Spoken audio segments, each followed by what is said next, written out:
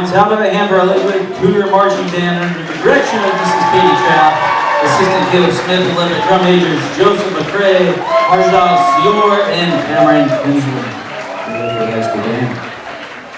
At this time, would the senior parents please start making their way down? That is just the football senior parents. Senior night.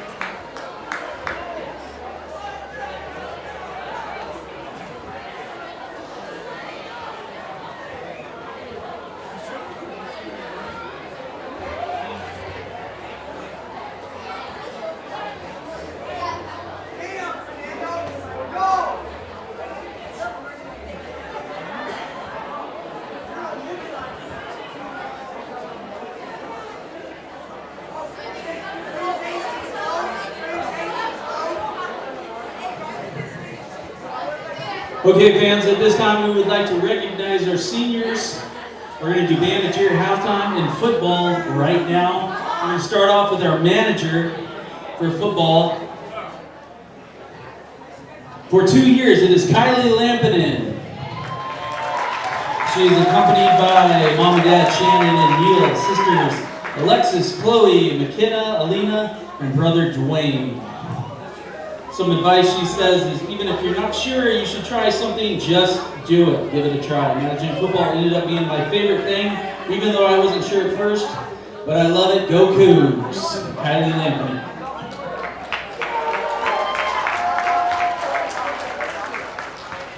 Next up is Landon Bowie, number 75.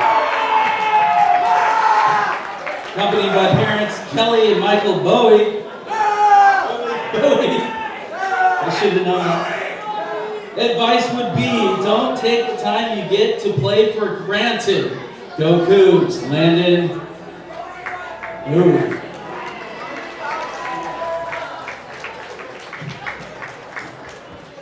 Next senior is number 66, Logan Keller. Accompanied by Tricia and Joe Keller. The memory is from Logan, the victory over Archbishop Beat-em Murphy, and homecoming, we rocked it, Logan Keller.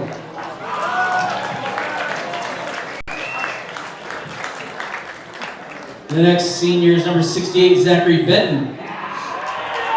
Accompanied by mom and dad, Melissa and Adam, and sister Emma Benton. My favorite football memory was this year's win against Archbishop Murphy and getting to celebrate under the fireworks show with my team, Zachary Benton.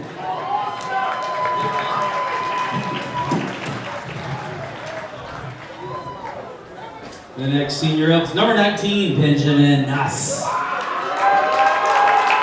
Accompanied by mom and dad, Russ and Sandy Nuss. His favorite memory was Siwoo camp with my seniors, Benjamin Nuss.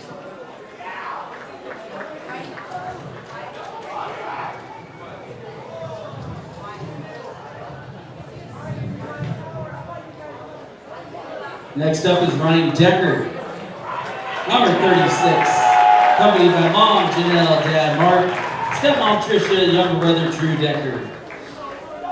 Memory from Ryan is going to camp and hanging out with all my friends. Great memories. Loved it all. Ryan Decker.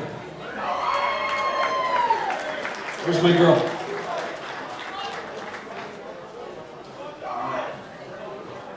Next up, 74, Brad Ralston.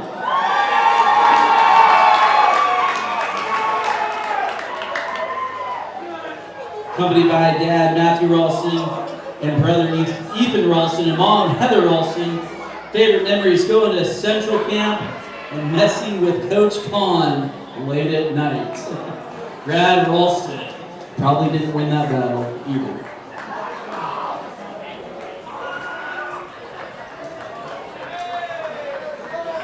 Next up, number 2, Brady Shea.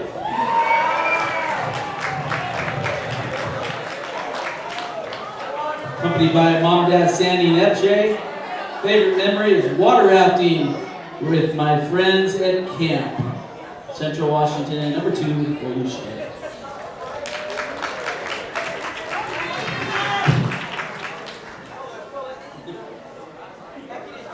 Next up, number 73, Donovan McEwen.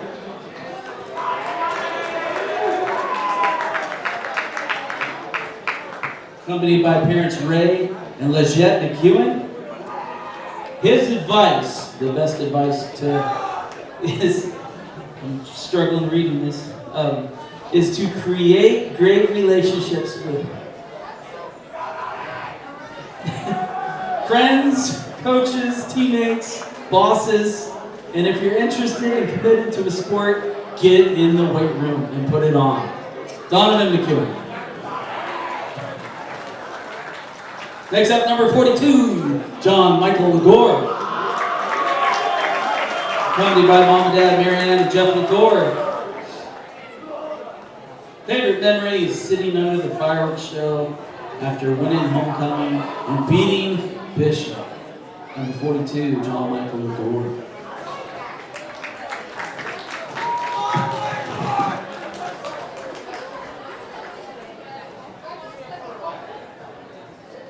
Next up, number 3, Anthony Alcaraz Jr. Accompanied by Mom and Dad Cynthia and Anthony Alcaraz. Best football memory is the team comps after practice. He loved it. Go Cougs, Anthony Alcaraz Jr.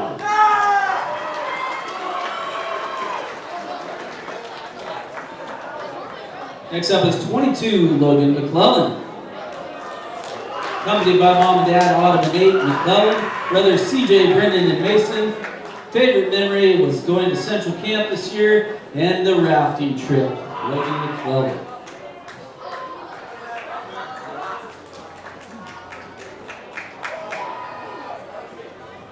Next up, 46, Jackson LaBelle.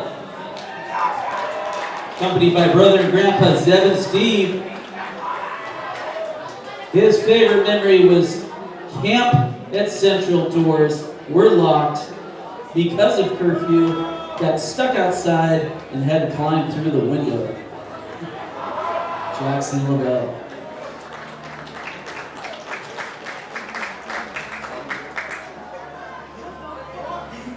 Number 45, Sehome Mariners.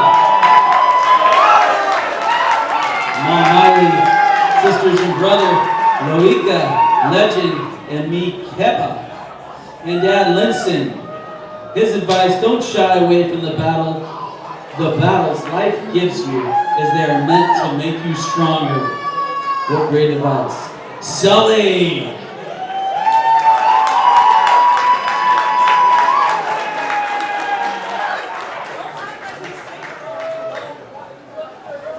Next up, number 16, Jack O'Hara. Jack is accompanied by Mom and Dad, Teresa and Tommy, siblings Punchy and Cassidy. My favorite football memory is annoying the coaches just pretty much every day at practice. Jack O'Hara.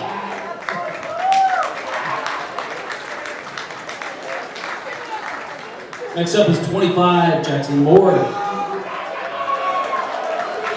Accompanied by parents Amber and Jason Moore and sister Addie Moore. Favorite memory is being able to play football with all my friends my senior year. We're going to miss you, Jackson Moore.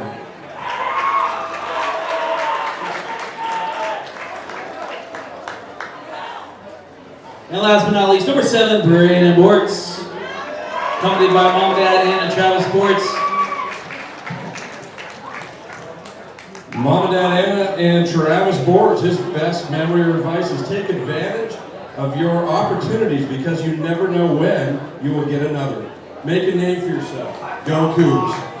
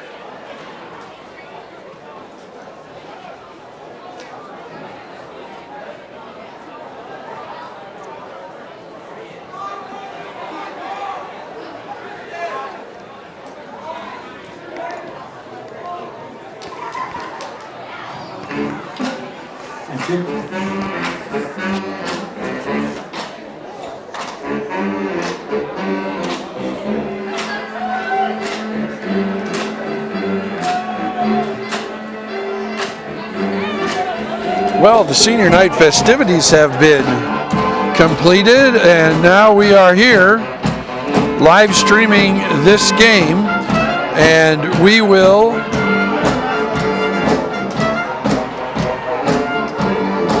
be bringing you the action tonight in about 7 minutes.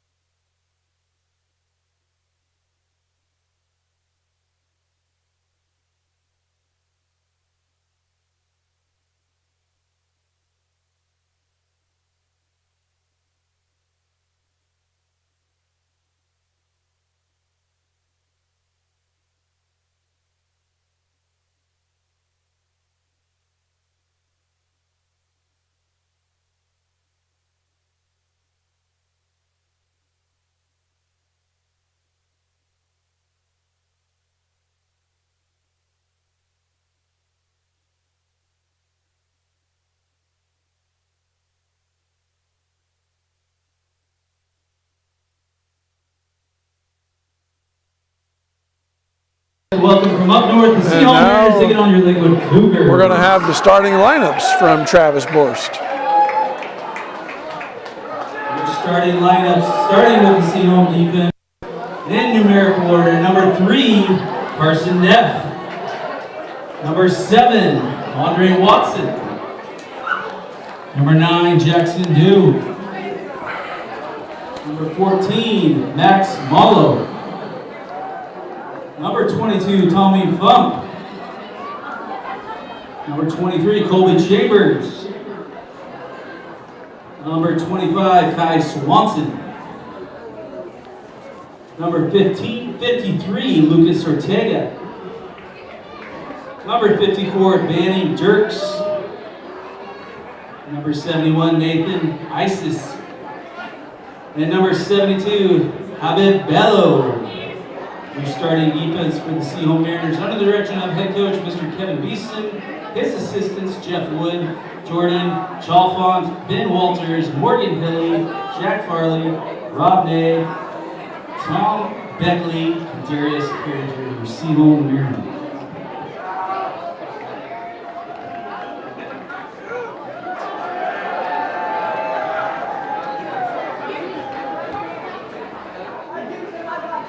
Now we're going to have the Cougars starting lineup. All right, fans, now for your starting offensive lineup for your Lakewood Cougars. Starting the wide receiver, number 11, the sophomore J.J. Hagendorf.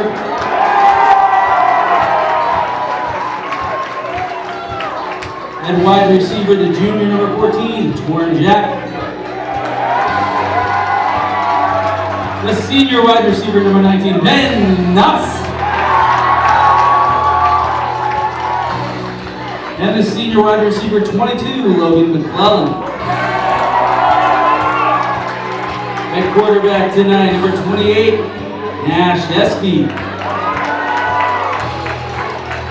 At fullback, number 46, Jackson Lavelle.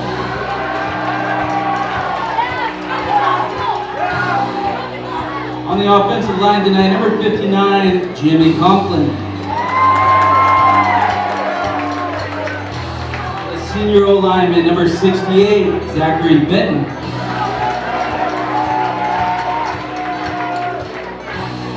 The senior offensive lineman, number 74, Brad Ralston.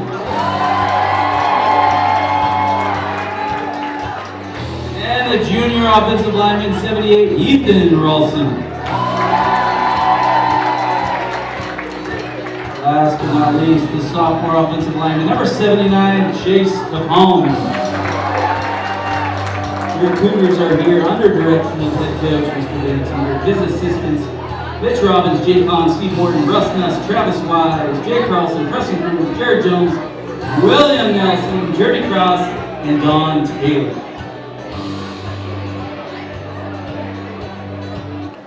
Now would everybody please rise as the Lakewood High School Band leads us to the national anthem.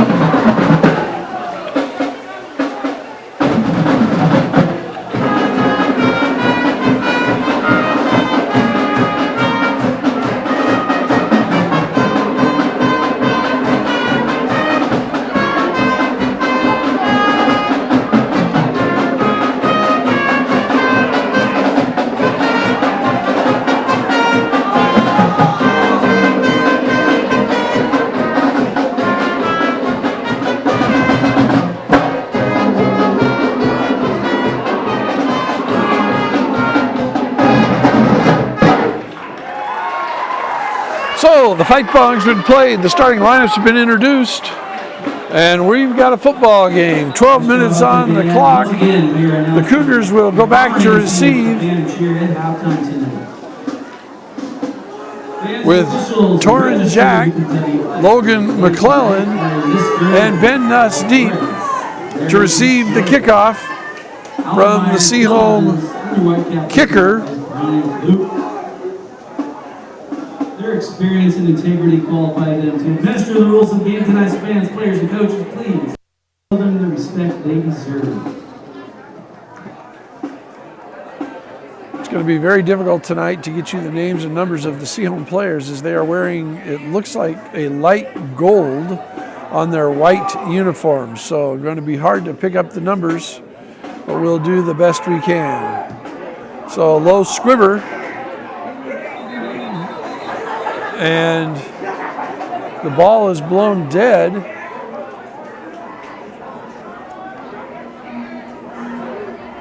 Not sure why. It looked like the Cougars were still standing and the ball was in play, but we'll see. 1st and 10 Cougars on their 25-yard line. Nash Espy under center. No, it looks like now maybe they're going to re-kick.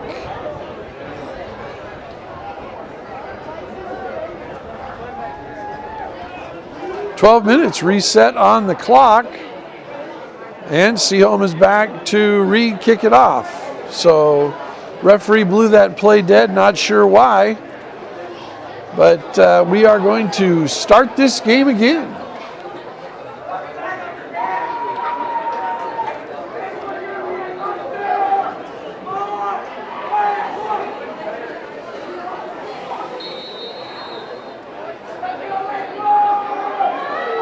And again, a low squibber taken by one of the upbacks. Dances forward for about 6 or 7 yards out to the 35-yard line, where the Cougars will take over 1st and 10. Nash Espy under center. Return by number 25, Jackson Moore. J.J. Heckendorf and Evan Stacy both coming out into the huddle. Cougs.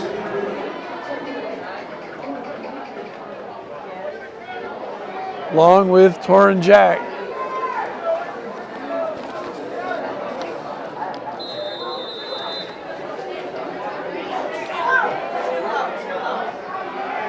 Espy under pressure, throws it right to a Sehome defensive back, and it's intercepted. He's tackled right away, and that's going to be Sehome ball on the 40-yard line, 1st and 10. The Mariners come into the game with a 5-3 record, having beat the couple of common opponents that they have with the Cougars, including Burlington Edison, who we saw here a couple of weeks ago. We also know that they lost narrowly to Anacortes, a team that's kind of had its way with the Cougars up in Anacortes. This is now 1st down over the left side, skipping outside and getting good yardage on 1st down is the running back, and we're going to wait for Travis Borst to call some of these names. That's number 3, Carson Neff. Got 7, 2nd down and 3.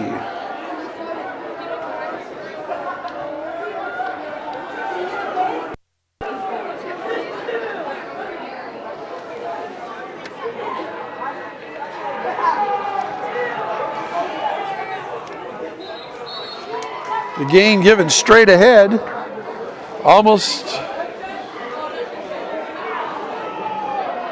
and that is enough for a 1st down, and so the Mariners will move the chains, and that's Carson Neff again, the senior running back, defensive back for the Mariners.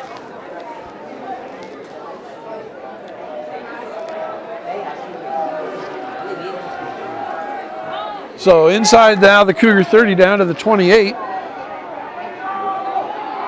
And around the right side this time, finding some good yardage, probably a gain of 9. Down to the 19 is going to bring up 2nd and 1. Number 22, Tommy Funk on the carry. And that's the other running back in the backfield, Tommy Funk, another senior running back, this time around the right side. So we've seen Neff a couple of times, and now we've seen Wright once with Neff and Funk carrying the ball. Single setback as they go offset, and that's enough yardage for a 1st down. So chewing it up on the ground, just underway. If you're just joining us, the Cougars ran 1 play and Nash Espy threw an interception. Sehome has now run 4 plays, and they have gained 18 yards, and They've gained more than that because they have 2 first downs. That says the ball says it's on the 13 now. It was on the 22. So, and they've gained just about 30 yards in 4 plays. And the pitch out wide, finding some room, steps in, fakes out into the end zone. That's touchdown Sehome. So 9:45 left to go in the first quarter.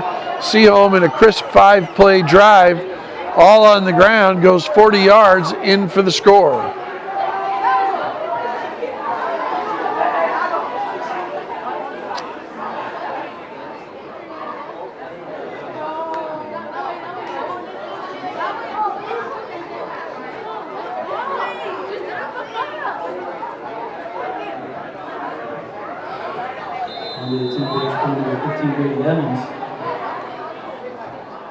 Grady Evans on to kick.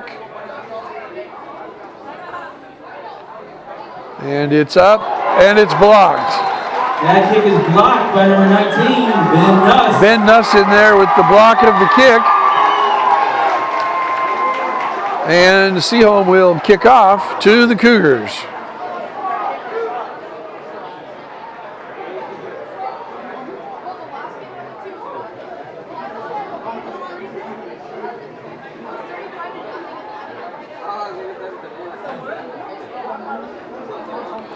Thanks for joining us all year long. This is the fifth football game we've done this year. Appreciate you joining us as we have seen the Cougars with a couple of exciting victories this year, one over Washington and one over Archbishop Murphy. The Cougars have a 2-6 record on the campaign, 1-4 in league. Sehome is 5-3 overall and 3-3 in league.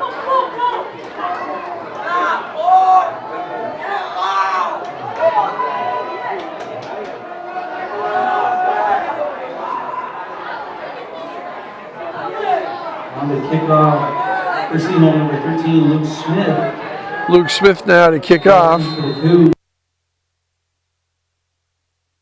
And again, the squibber to the up back, picks it up about the 26 and finds some running room over the right side. And he returns it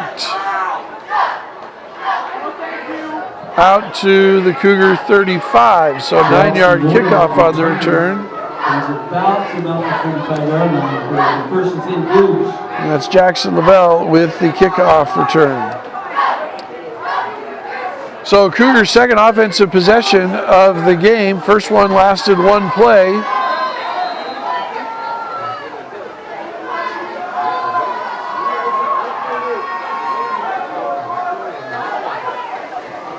And this give is straight ahead to the teeth of the Sehome defense. And it's going to be a short gain, about 2 yards. Number 46 with the carry, Jackson Lavelle picks up a couple, brings up second down. Jackson Lavelle with the carry.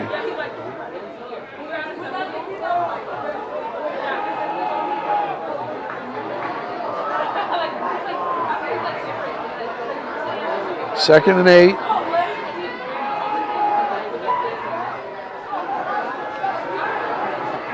That's Evan Stacy now in a quarterback on the rollout, turns the other way, throws it long, and throws it away. Had a man there, but he was pretty well covered, and that ball falls incomplete, and it will bring up third down.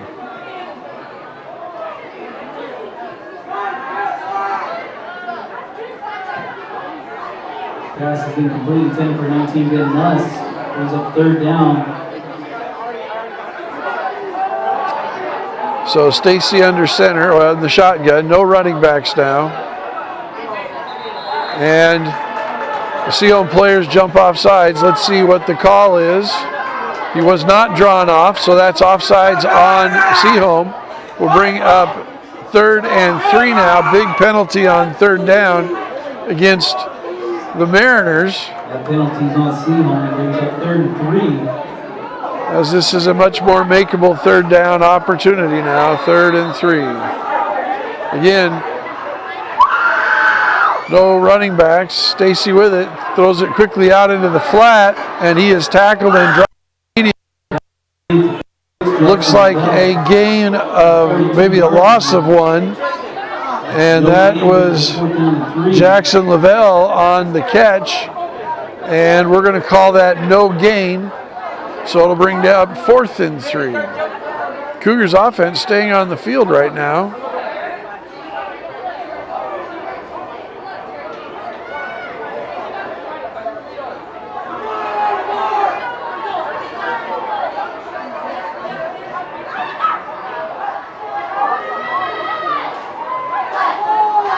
Stacy rolling right.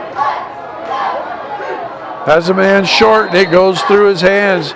Nice ball delivered by Stacy, but just eludes Turnover on downs, first and 10 the intended receiver.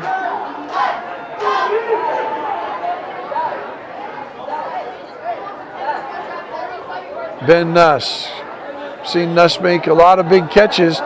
Ball just maybe a little bit too hot for him to handle there. And that's going to be Sehome ball taking over on downs at the Cougar 42-yard line. 1st and 10, 7:52 left to go in the first quarter, already with a 6-0 lead.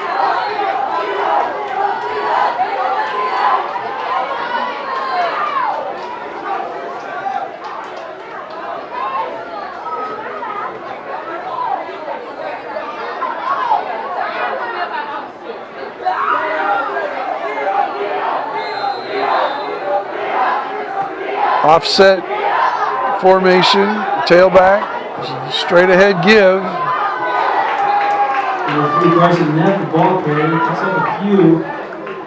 That's Neff. And he was Ryan Decker brought him down. Up to the 38-yard line, brings up 2nd down and 6. Gain of 5, going to bring up 2nd and 5.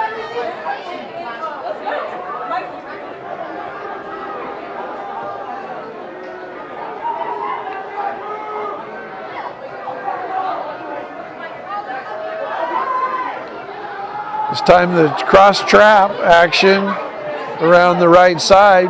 Shakes off a tackle, lunges forward with second effort, and he's down to the 30-yard line, and that's good for a first down. So good second effort by the running back. And after contact, and he gets forward for a first down.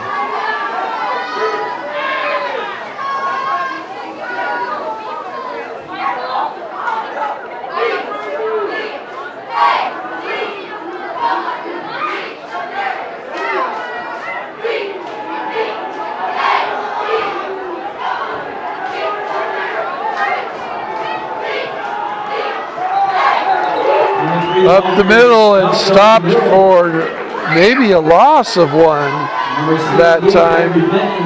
Zach Benton in there, and sure enough, that we're going to call that a loss of 1.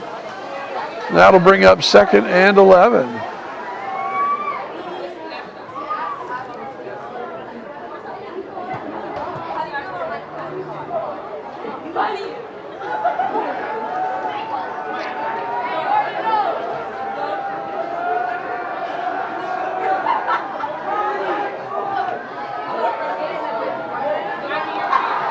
Quarterback on the half roll, looks man down the middle. He's got a man on the post. Well covered by J.J. Heckendorf, but just out jumped to the ball. Touchdown, Sehome. Heckendorf was in very good position, but he just didn't have enough hops to knock that ball down. 31-yard touchdown strike. And Sehome takes a 12-0 lead. That was Andre Watson, sophomore wide receiver, that caught the touchdown pass. On to 2015, Brady Evans. Evans on for the extra point. His first one was blocked. This time they fake it, looking for a 2-point conversion, and he's in. So the holder gets up, sprints out, looks for someone to pass it to, well covered in the end zone, and he carries it into the end zone. The holder was Nolan Wright, who's the backup quarterback, a freshman. Made a good decision to take that into the end zone. So with the 2-point conversion, that makes up for the blocked extra point. Sehome now leads 14-0, 5:49 left to go here in the first quarter.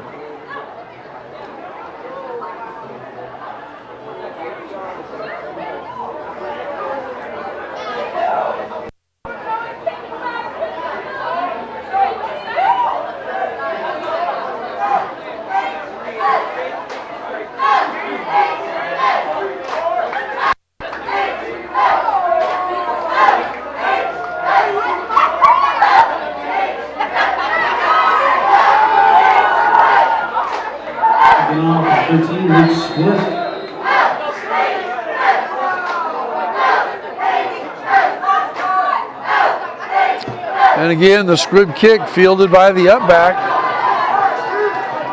Takes it around the right side one more time, and he's brought down by the first man there. And so that was Jackson Moore. And he is out to the 34-yard line, where Cougs will take over 1st and 10. Cougars have had 2 offensive possessions. The first one ended up with an interception. The second one was a turnover on downs, yet to get into Sehome territory, and they trail 14-0 here in the first quarter.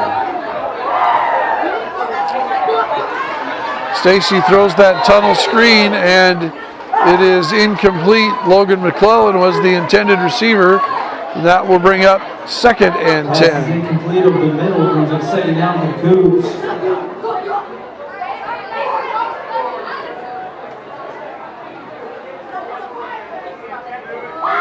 Cougs back to the line. No running backs, 5 wide receivers. Trips to the right, 2 men to the left. Stacy's looking short. He finds Ness on the underneath pattern, and that's the first Cougar first down and then some. So Nuss is able to get into Mariner territory down to the 40. We'll see where they 42-yard line. A Cougar first down. It's good for 22 yards. So best offensive play of the night as Stacy finds Nuss on a drag route, and Nuss catches it, and with the catch and run, gets some good gain up the field. Another short pass. This time it was intended for number 80. And that's Kai Elwell, and it just falls short, incomplete.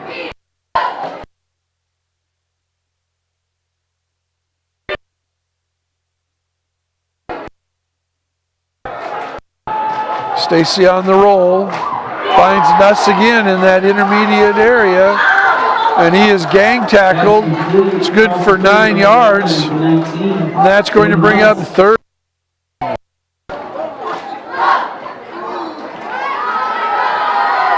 So Stacy on the rollout has found Nuss a couple of times in that short to intermediate zone.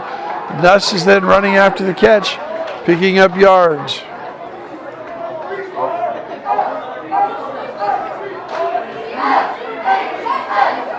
Third and 2. And once again, Stacy rolls out, and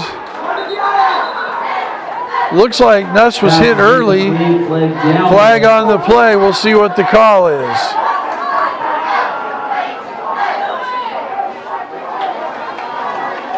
It is pass interference against Sehome. Nuss was hit early, and so we're going to mark that off, and that's going to be a first down for the Cougars.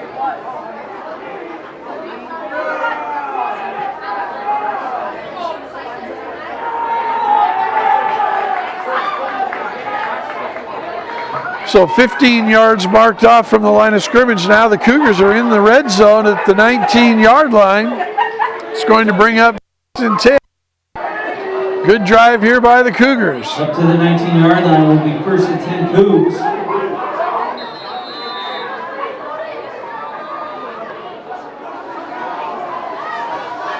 Stacy with the short pass. And hit immediately is the receiver, is the running back out of the backfield and dropped for a loss. Good defensive play by Sehome. That ball fell incomplete. Cougar is down on the play. Trainer Brandon Stott is out. So 4:19 left to go in the first quarter. Cougars trail 14-0. We're going to pause here for the injury.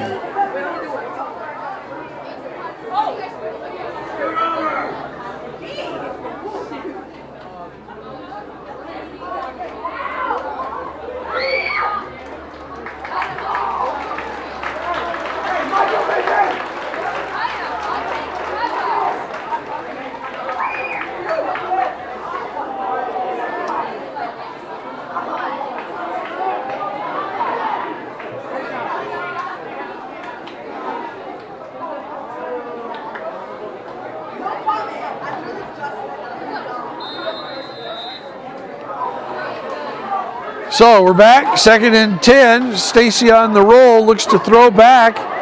It's going to be thrown short and intercepted. He had a man open, but he threw it short, and the defensive back that was squatting in that zone, and it's a turnover. So 2nd interception of the night for the Cougars, as that ball was intended for Josu Leon, 9th grade wide receiver. He just was unable to come back to the ball and get the reception.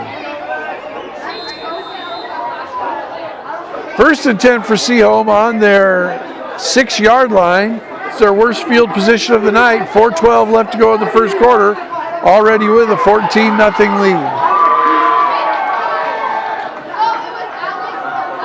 Carry around the left side, ahead for 8, out to the 12-yard line. Now they're dunking in there on the tackle. Gain of about 7, brings up 2nd down and 3 for the Mariners. Bring it up 2nd down for the Mariners.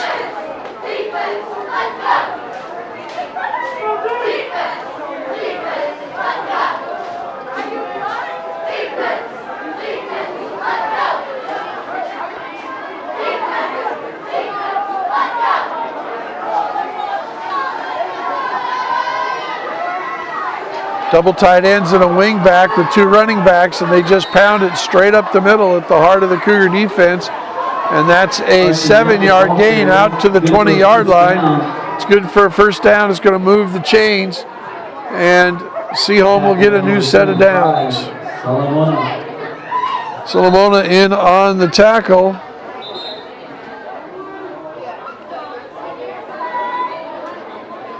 Solomona Fidiawa, the senior lineman.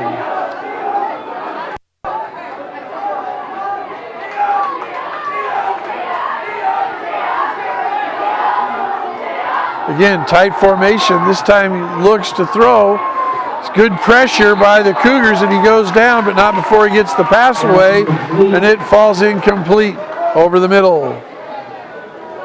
That will bring up 2nd down and 10.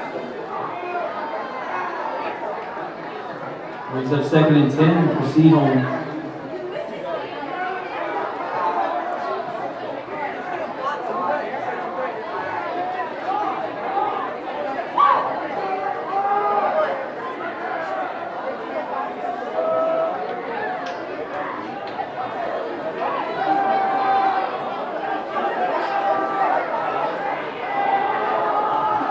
Give over the left side. Great penetration by a Cougar defensive lineman, and he's tackled for loss. That's going to be a loss of 3. That's going to bring up 3rd and 13. Great job by the defensive lineman shooting that gap. That was Jackson Moore in the backfield. And now there's a penalty on the play. Holding is declined. So that is Coach Teeter, instead of giving them 2nd and 20, would rather see the 3rd and 13.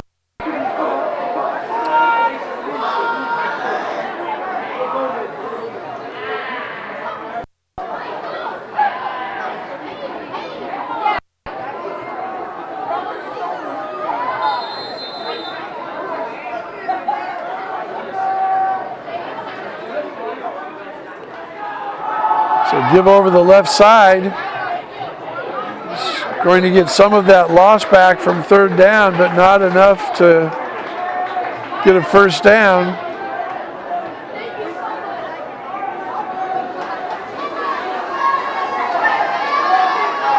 And so Sehome will punt. Good defensive stand by the Cougars. Straight up to the 24-yard line. Sehome started on their own 6. They're out to the 24. So only 18 yards on that possession. And they're going to punt. Ben Nuss and Bakary Sanko standing at midfield ready to return this kick. It's a little rugby style kick. We're going to try to get a roll. And he's going to get the roll. And that ball will roll dead at the 30-yard line. Looks like there might be another flag on the play. At the 31-yard line, however, we have a flag. Right at midfield, there's a flag.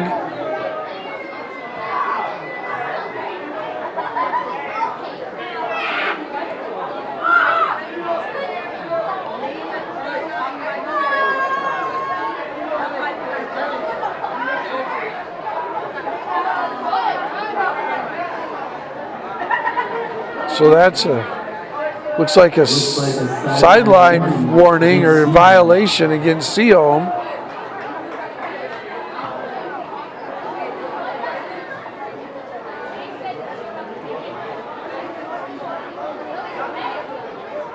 So that's a first warning. And that will bring up 1st and 10 for the Cougars on their own 31-yard line. 1:31 left to go in the first quarter. Trailing 14-0. They had a good offensive series on their last play, ending with an interception. Let's see what they can do this time. And that is stuffed for no gain. Bring up 2nd and 10. Slowly the ball carrier stuffed at the line of scrimmage, picks up maybe 1. He's at 2nd down and 9. That's Sully with the ball carrying. Solomana Piniagua. We're going to give him 1, so that will bring up 2nd and 9.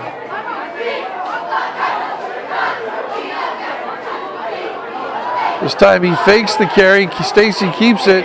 Now he throws it outside to a receiver who's up the field and out of bounds for a short game. That's Sanko with the completion. It's out to the 36-yard line.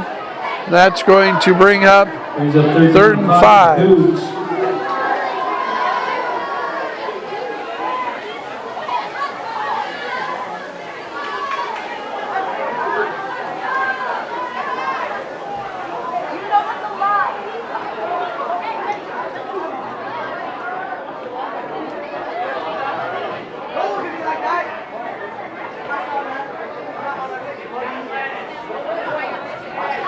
The pitch around the end to Nuss, and he is tackled. Oh, he's not. He's still on his feet.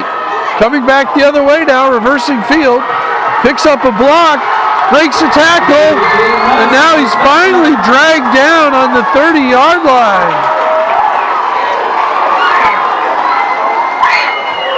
35-yard run from Nuss. Started to his right, spun around, comes back to his left. And he is finally tackled inside Sehome territory down to the 34-yard line. Great individual effort by Nuss. Picked up a couple of blocks. Good job by the Cougars not to block in the back or to clip.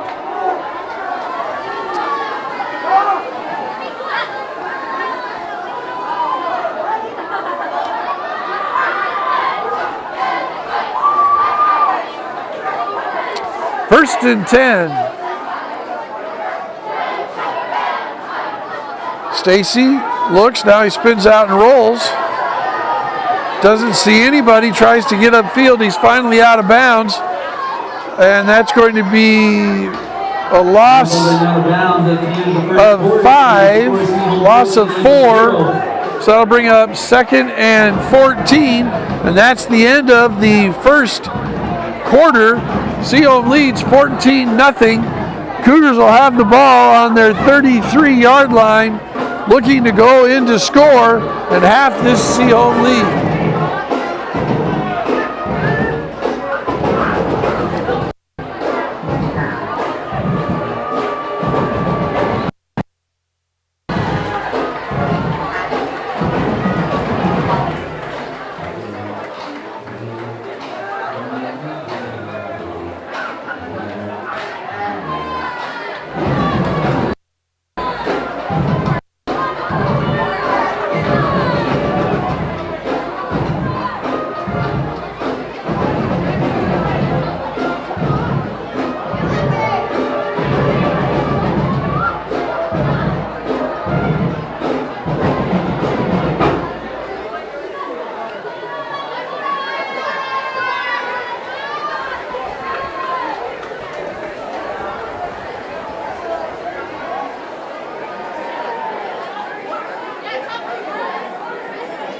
Cougar ball on the 33-yard line as we're back for the second quarter. Ben Nuss has been the majority of the offense tonight. The Cougars have thrown 2 interceptions, stymieing drives, and have also missed on a 4th down conversion.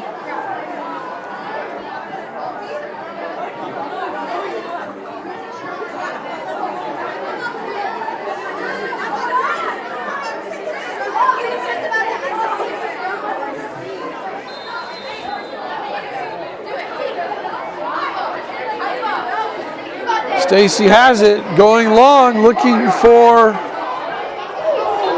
Nuss. Diving interception try, but there is a flag at the 20-yard line. Maybe it's going to be a hold on the Sehome defender trying to stay with Nuss.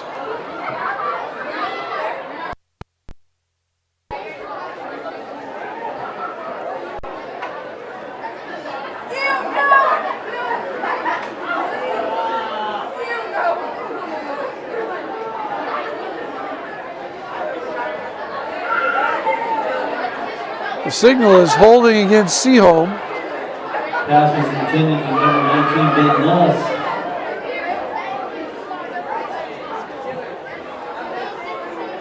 Indication was holding on Sehome.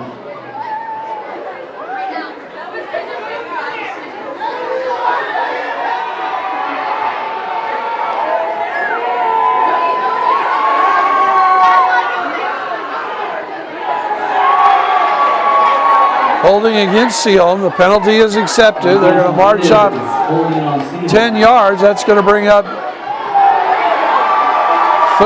2nd and 4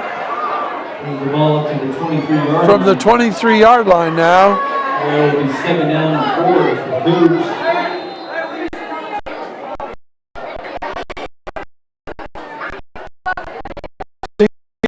He throws long. He's got a man, but just thrown out of bounds. So nice attempt by the Cougar receiver.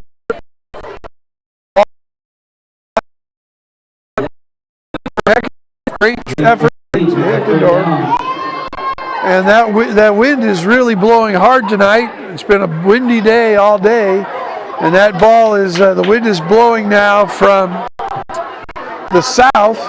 And the Cougars are heading east, and so that ball could have just been pushed out of bounds in the wind. Short pass incomplete, and that's going to bring up 4th down and 4. 4th down.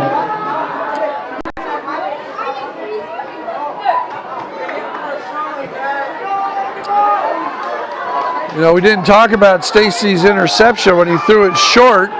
But he was throwing right into the teeth of that wind, which is very stiff. The flag is is pointing directly to the north.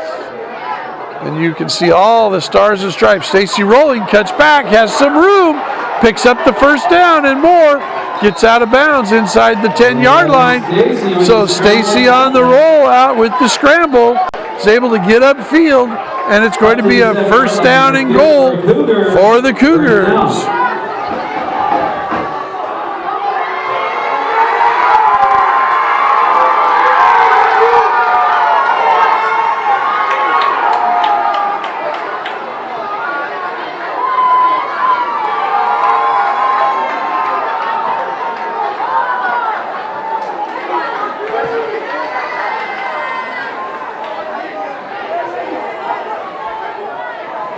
Stacy back to pass.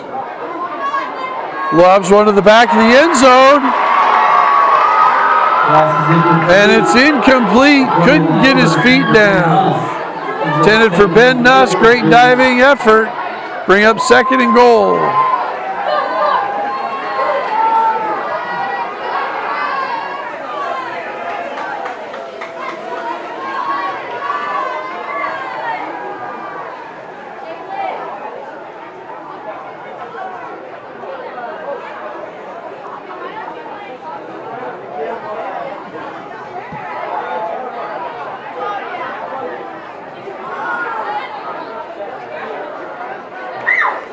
Stacy on the roll.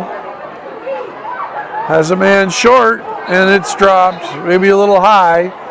Couldn't quite bring it in. And that ball is intended for Nuss. The Cougars have had a lot of success running Nuss on that little drag route. That time he just couldn't quite pull it in. The ball was a little high. Third and goal now from the 6 for the Cougars.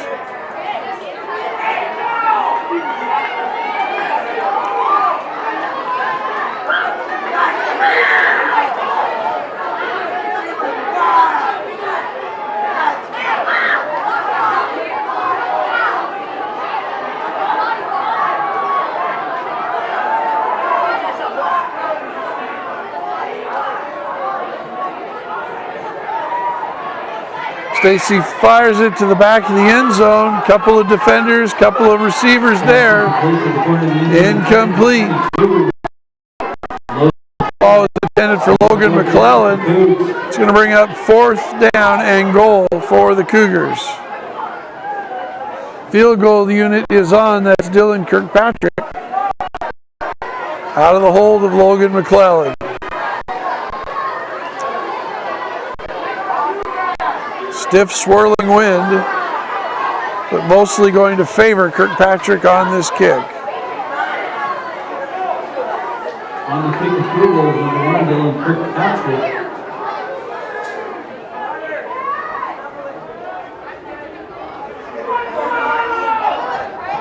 It's up, and it's through.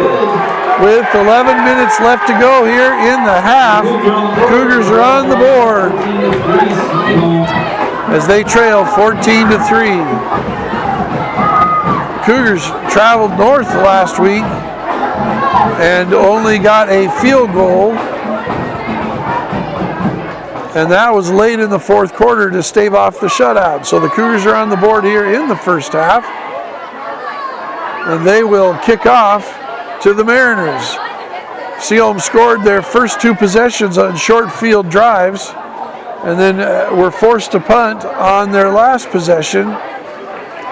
Cougars opened up with a turnover on downs, then opened up with an interception, and then after a turnover on downs, threw another interception deep in their Sehome territory. And now they had a nice drive there. The nice run by Evan Stacy really on the fourth down really sparked that offensive surge down to the 7-yard line, but they could not get it into the end zone from there. Kirkpatrick has the ball ready to kick off.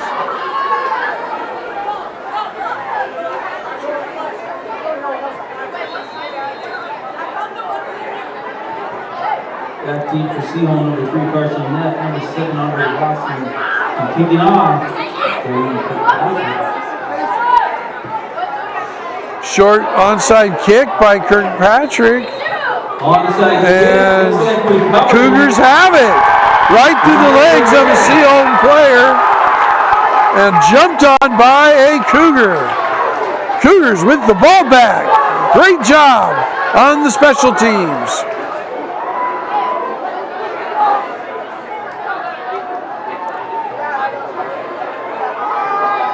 Ball looks like it was recovered by number 8, which would be a freshman, John Michael Stringham. Travis Borsch says that was recovered by number 8, John Michaels Stringham. It looked to me like it might have been number 6, another freshman, Josue Leon. Either way, great job by one of those players.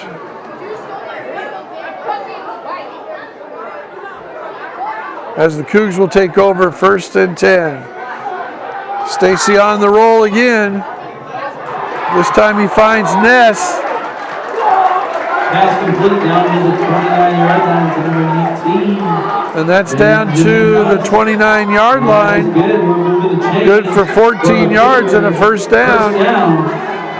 Looked to me like the Sehome defender had his lead with the crown of his helmet. Could have been called for unnecessary roughness there, but no call from the official. Just first down. Now a little trickery by Coach Teeter. Looks like setting up the swinging gate as all the players are out on the left. Stacy back there, but instead of going left by the swinging gate, he finds Logan McClellan on the slant. Pass is complete to number 22. And McClellan is down to the 11-yard line. 18-yard gain for the Cougar first down. So Cougs moving the ball, same formation, swinging gate formation, everybody out to the left. Ben Nuss looks like he's the one that's standing behind the swinging gate. He's got McClellan on the right. Stacy has a single running back. Now we have motion. That was Bakare Sanko, who on motion gets the ball around the right side, and he's stopped for a short gain down to the 6-yard line. So it was Sanko hiding behind the swinging gate, not Nuss. Sanko out, and the same formation.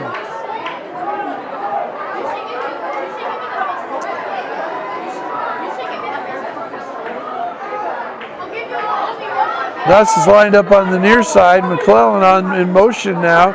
Stacy rolls out looking for Nuss on the little drag route. Instead, he fires to the back of the end zone. That's a Cougar touchdown. Torrey Jack into the game for that. So Dan Teeter pulling out all the tricks with the wide open style of play, trying to isolate the Sehome defense. This offensive line out to the left. Coming back, big plays by McClellan on the reception. Torrin Jack in for the touchdown, and Bakare Sanko on the carry. Same formation now. And this time Stacy fakes it, looking to run. Now he comes back over the middle, it flutters and it's incomplete. So the try for point is incomplete. Cougars trail 14-9. 9:16 left to go here in the first half. With 9:16 left, your score, Sehome 14, Lakewood 9.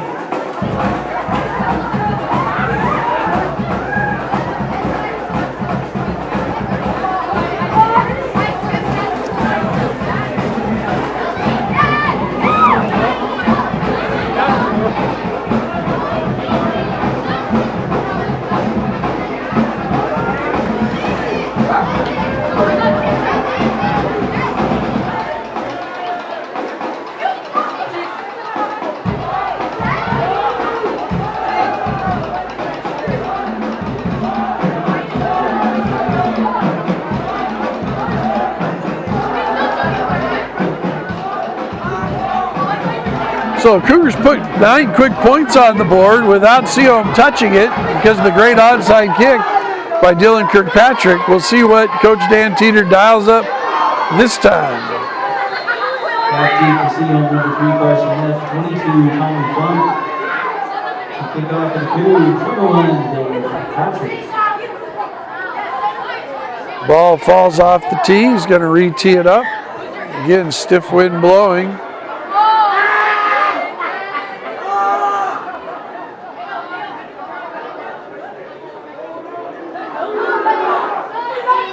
And this time a little pop-up pooch kick. And it's caught by one of the upbacks that was expecting the onside kick. He returns it 5 yards to the 39-yard line, and it's going to be 1st and 10 for the Cougars, for Sehome, the Mariners, on their 39-yard line. Leading by 5, 9:11 left to go here in the second quarter.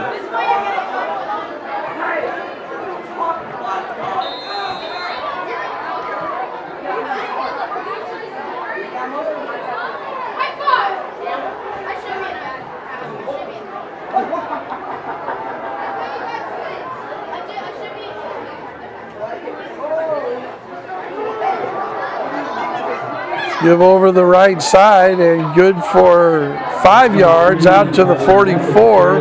Carson Neff. That'll bring up 2nd and 5. Tackle on play number 68, Zachary Benton gets credit for that one.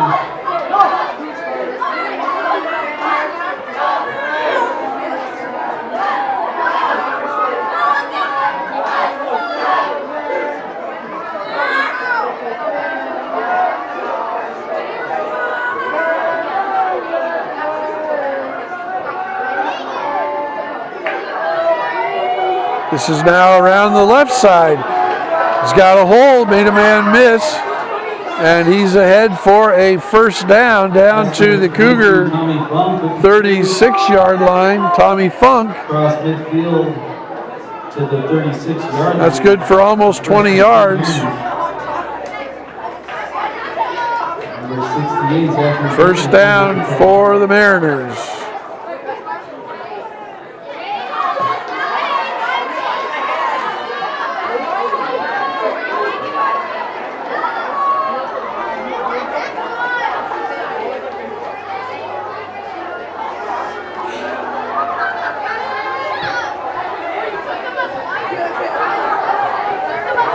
And tackled for no gain. Wow, they're going to give him 1 yard on that to the 35. Bring up 2nd and 9. Carson Neff on the carry. Jackson Moore in there again, having a big game defensively tonight.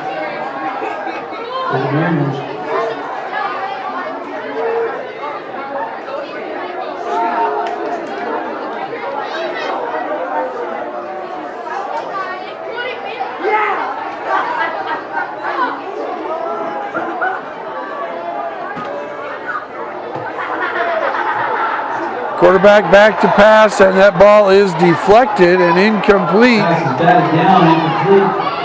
Brings up 3rd and 9. Ball was intended for number 7, Andre Watson, but it never got to him. That's going to bring up 3rd and 9.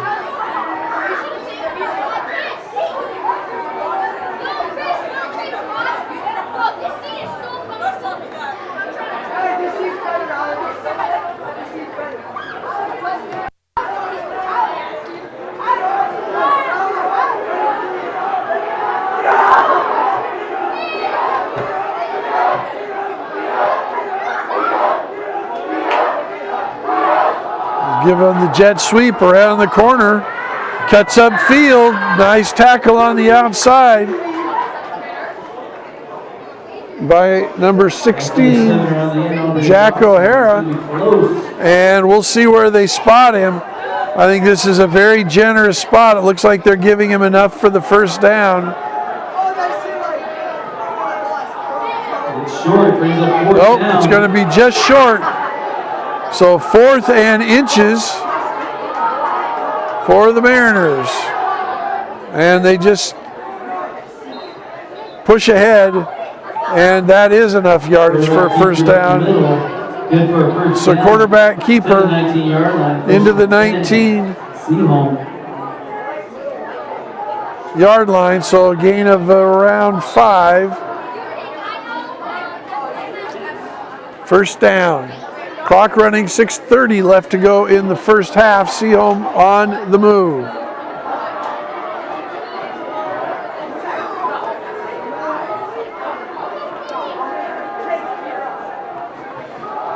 Give around the left side and ahead for 5 yards The ball carrier is Tommy to Funk. the 14-yard line.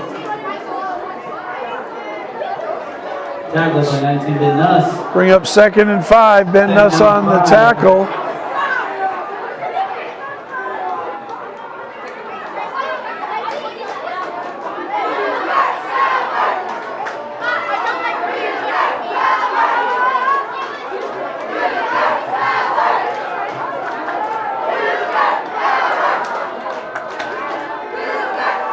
Again, double tight ends, 2 running backs and a wing back.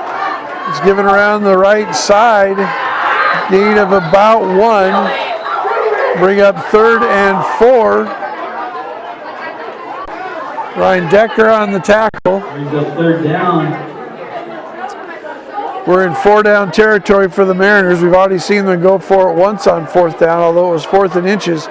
It's a big play for the Cougar defense to see if they can stop this attack right here and regain that offensive momentum and perhaps get to within a couple of points or maybe even take the lead at the half. And the penalty flag on the play was a quarterback sneak, and they're going to call that a false start. So that will bring up 3rd and 10 from the 19 for the Mariners.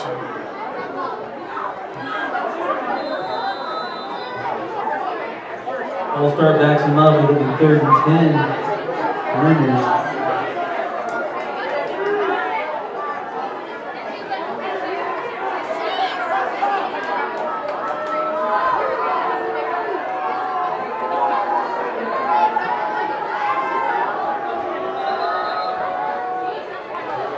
Timeout now Timeout called by Sehome. So 4:18 left to go here in the first half. Sehome leads 14-9. Cougars have had 2 good offensive forays, getting 9 unanswered points after being behind 14-0 on the first 2 drives of the game. 60-second timeout. Big play for the Dan Teeter defense here on 3rd and 10. Kevin Beeson wants to talk about it. So we will return to action after this timeout.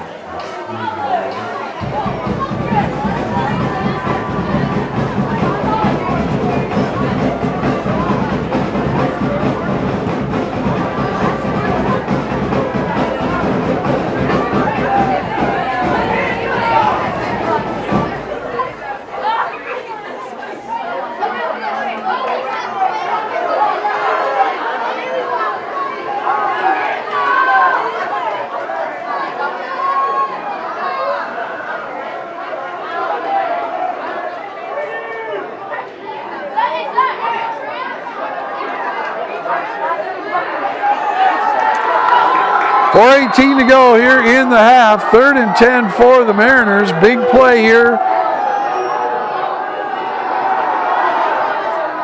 Looking to the end zone, jump ball, and this time it's knocked down. So Ben Nuss on the pass defense. Andre Watson was the intended receiver, but Nuss was right there. Great coverage by the Cougars. 4th and 10. And it looks like the Mariners are going to go for it.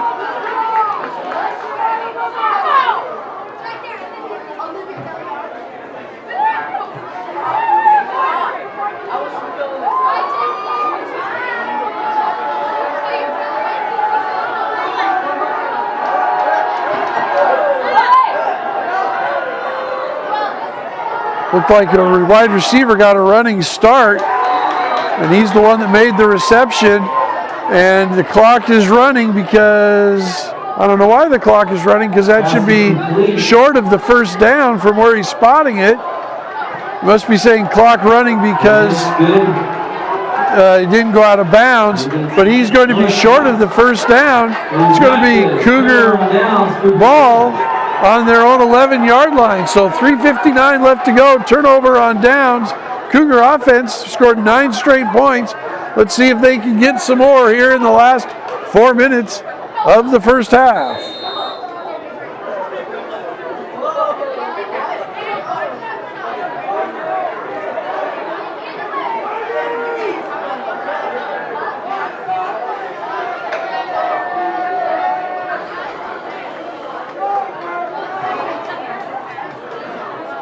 Back to a regular formation now for the Cougars, not their swinging gate formation. And that was a attempt at, it looked like a jet sweep counter, and the running back, Nuss, slips and falls, and he lost 5 yards. So a big loss for the Cougars on first down. It's now going to be second and 15.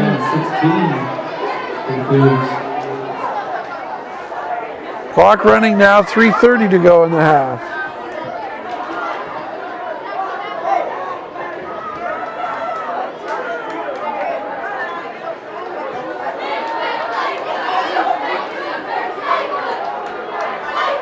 Man in motion, given around the right side this time. And there's going to be, I think, a face mask there. That was Bakri Sako with the carry. He gained the 5 yards back, and there's a flag. Looked like Sako's face mask was grabbed, and it should be 15 yards from the end of the run, but we'll see. No, it looks like they are marking it off against the Cougars.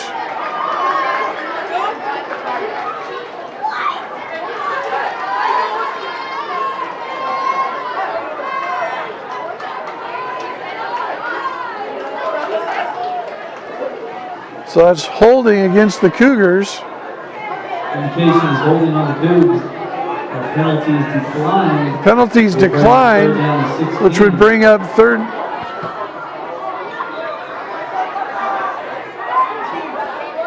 If the ball is being spotted at the original line of scrimmage, Sanko gained 5 yards on that play. That ball should be on the 10-yard line, and it should be 3rd and 10. There they go.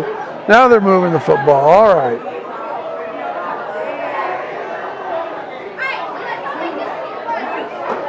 Interesting decision by the Sehome coaches. I guess they figure there will only be 2.5 yards to give him another down. This is now a little swing pass to Nuss, and he's tackled immediately. And now there's another flag, and that's got to be a face mask. Another penalty on the play.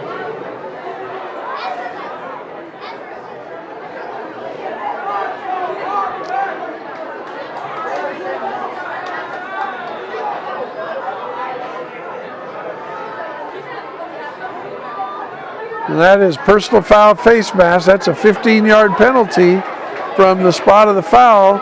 And they're going to give him a first down out to the 21-yard line. So first down for the Cougs on the face mask penalty.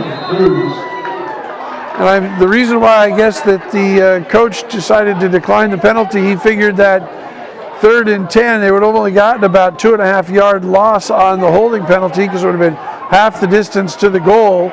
So it would have been 2nd and 17 and a half, and he chose the 3rd and 10.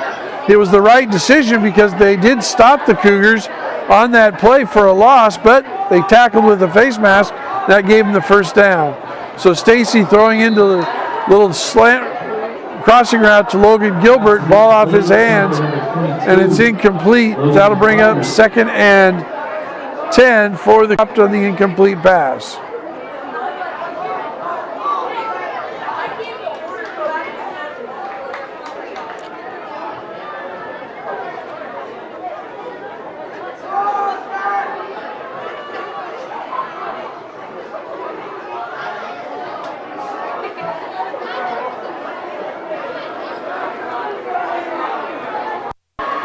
Stacy with a little middle screen, caught by Sanko.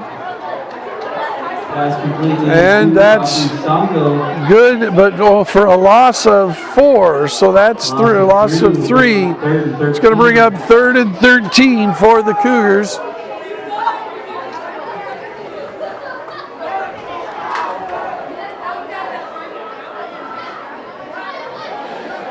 Two minutes now to go in the half.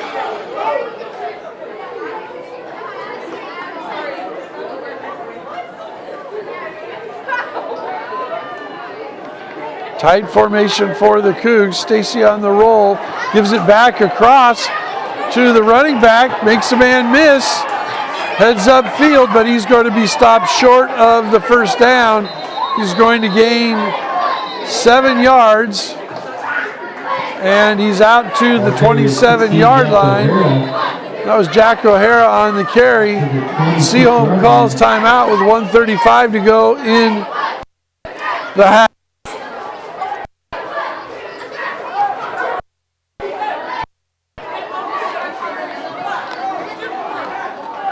Timeout Sehome up to the 27-yard line. They'll bring 4th down and 4 for the Cougs.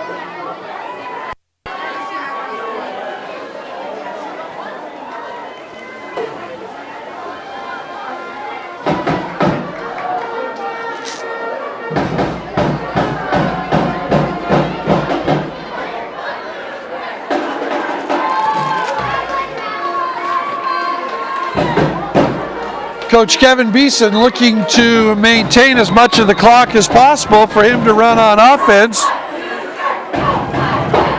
We'll see if he dials up the punt block tonight, or perhaps Dan Teeter goes to his bag of tricks one more time. We've seen funky offensive formations. We've seen onside kicks. We've seen pop-up kicks. Why not a fake punt here? Punt formation back deep to kick is 82, Valkyrie Santo.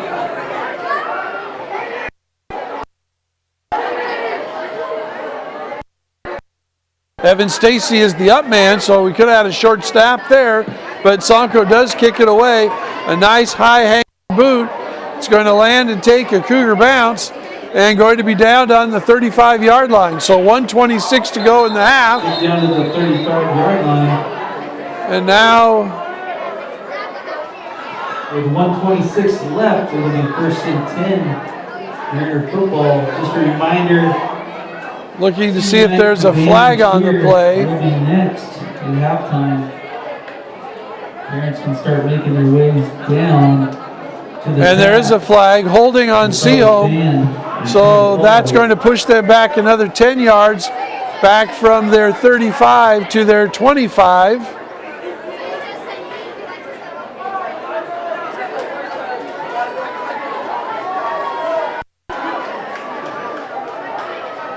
So with 1:26 to go in the half,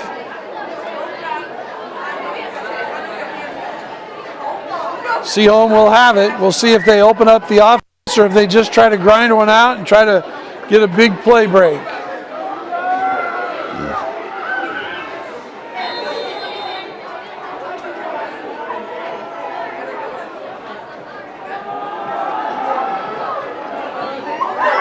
Ball around the right side, good for no gain. Good defense by the Cougars. 22, the ball carrier. That's Tommy Funk on the carry. Clock running now. Sehome chooses not to stop the clock. Second down. So good defense by the Cougars there.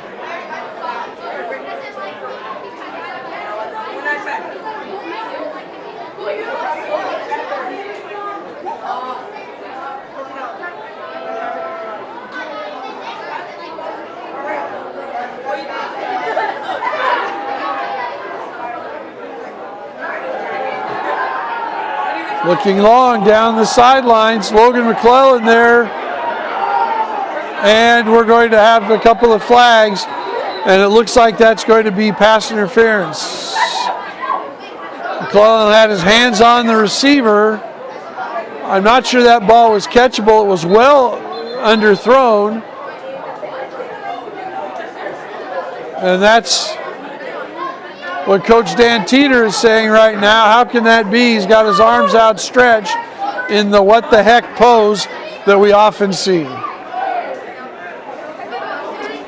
Indeed, the call is against the Cougars, pass interference. It's going to be a 15-yard penalty. That will take the ball all the way out to the Mariner 40-yard line with 39 seconds left to go in the half.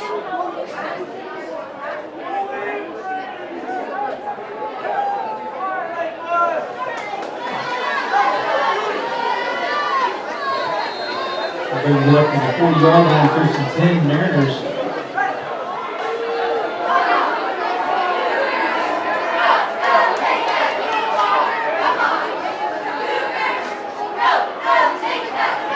The give is over the left side.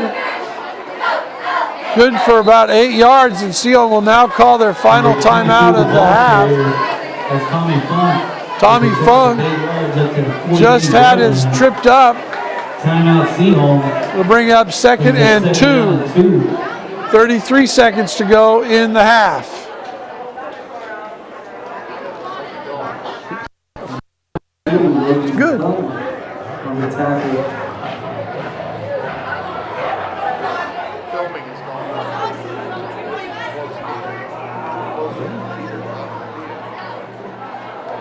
They scored on the first.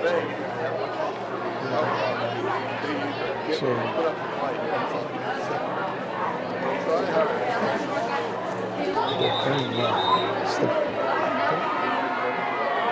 hope not. That's where all at.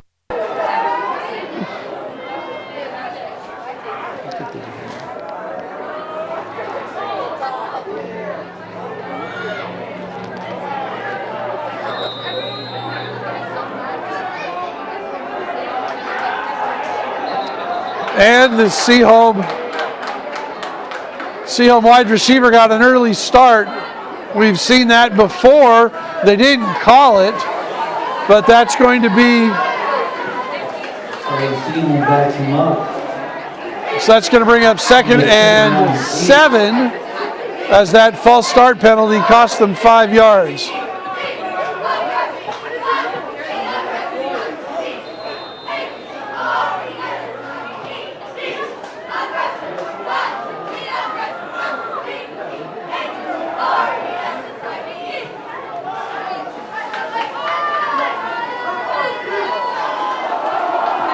Give around the left side, very short pickup. Sehome can't stop the clock. It's going to be 3rd down and 4. 28 with the tackle. And that should be the last play of the first half. At halftime, we're going to keep it right here. I'm going to keep the mic on the camera, so I apologize if people walk by and say something. But we want to keep the camera on because we're going to have the senior night awards to both the band and to the cheerleaders, and I really want that to be heard, but I can't guarantee what might be said on a live mic if people walk by. So I apologize if Marshawn Lynch shows up, but I'm hoping that we'll be okay. So at halftime, Cougars trail 14-9, and after giving up 2 touchdowns early on in the first half, Cougars have fought back hard, and we've got 15 minutes of halftime with the band, the cheerleaders, and we'll be back.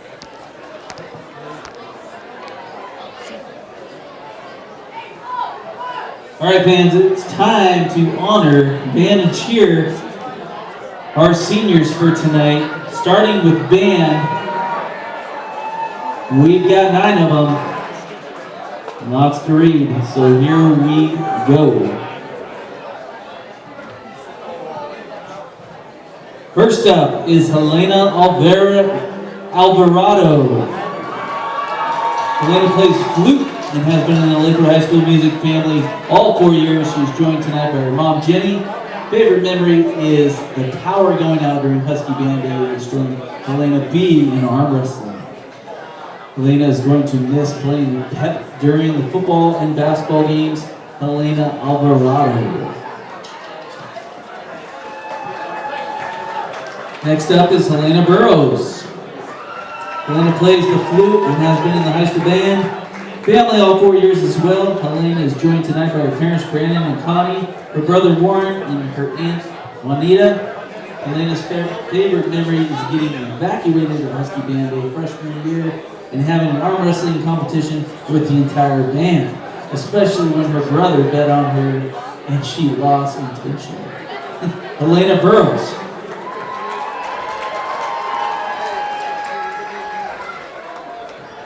Third band member is Harjot Sior. Harjot plays the clarinet and is one of our high school drum majors. She's played clarinet since 5th grade and has been in the band family all 4 years.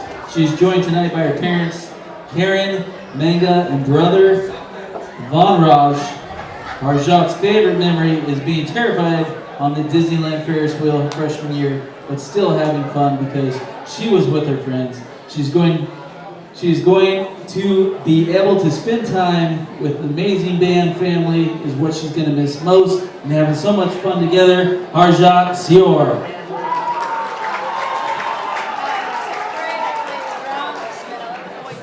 Number 4 is Ashton Queeman. Ashton has been in the band family since sophomore year, starting on trumpet and then switched to percussions for the last 2 years. Ashton's parents are here tonight, Luke and Heather. Favorite memory of the band was spending time in Disneyland with Caleb and Jackson, making so many inside jokes that our conversations now sound just like gibberish. Like singing the Disney DVD intro every time a ride started. Ashton said, "I will miss the structure and importance the band gave my time and for being my second family." Ashton Creek.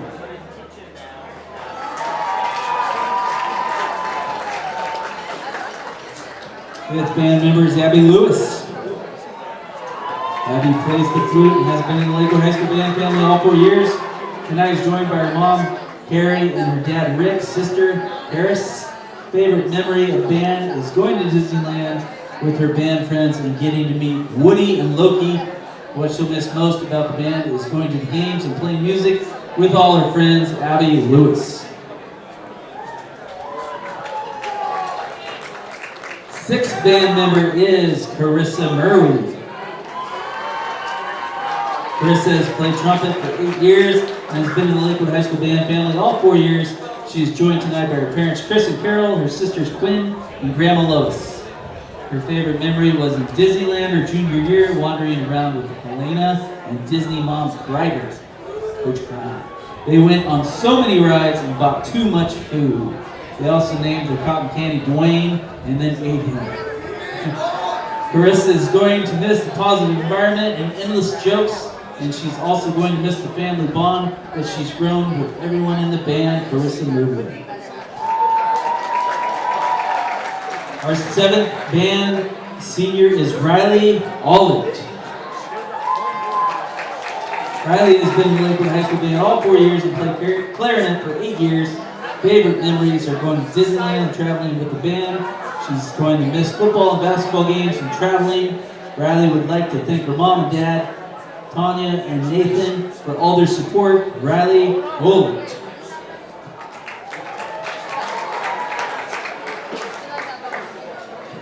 Our 8th band senior is Tiffany Sauer. Tiffany started in band this year, and this is her first year on clarinet.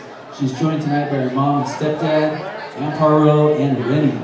Tiffany's favorite memory so far is all the dancing. It spices things up, and it's lots of fun, she says. She will miss the band family because everyone is so helpful. Tiffany Sauer. And our last 9th band senior is Joseph McRae. Joseph is our senior drum and has majored and has been playing alto saxophone for 6 years. He's accompanied by his mother Michelle, sister Caitlin, and brother Jack. His favorite memory of band was when the band went to Disney his freshman year and he got sunscreen in his eyes right before marching. He will miss the fun soloing during jazz and seeing people have fun in the morning. Joseph McCoy.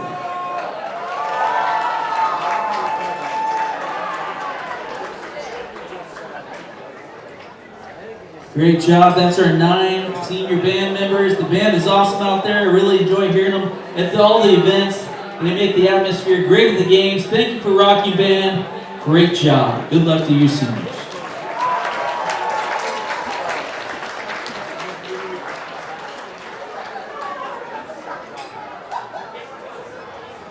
All right, next up is our cheer seniors. We've got 8 of them.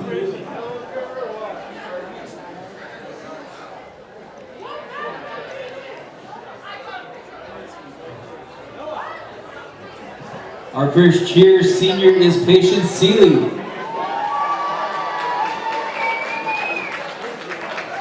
Patience has cheered for 2 years. Her favorite cheer memory is Cheer Camp 2022. Advice to other cheerleaders is go full out all the time. Stay positive. Her plans for her future is to do real estate and be a cheer coach.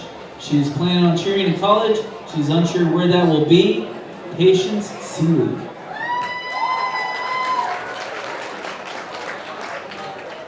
Our second cheer senior is Kaylin Fitzpatrick. Kaylin's cheered all 4 years. Her favorite cheer memory is her freshman year of cheer camp. Advice to her teammates is even a small compliment can go a long way. For her future plans, she wants to explore her interest in dermatology or be a physical therapist. Still trying to decide what she wants to do or if she wants to cheer in college. Kaylin Fitzpatrick.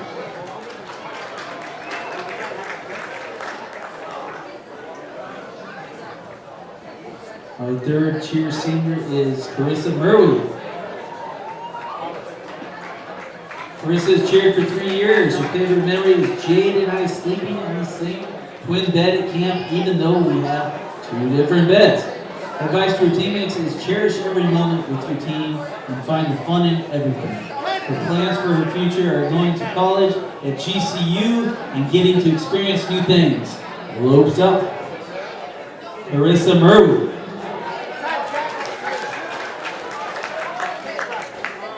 Fourth cheer senior is Nicole Lesh.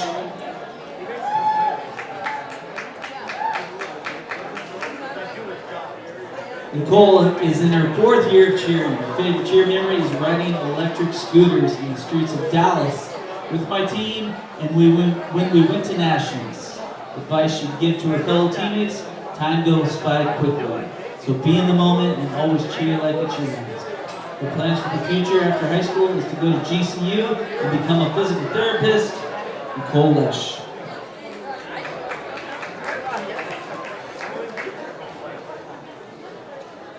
The 5th cheer senior is Elena Burrows. Elena's cheered for 2 years. Her favorite cheer memory is at NCAA cheer camp after the day was over, particularly watching Reese and other underclassmen try to fight a moth in their dorm room with a shoe. Advice for her teammates is to live in the moment and never take anything for granted. Her plans after high school are to go to college in Washington and study law or economics. Elena Burrows.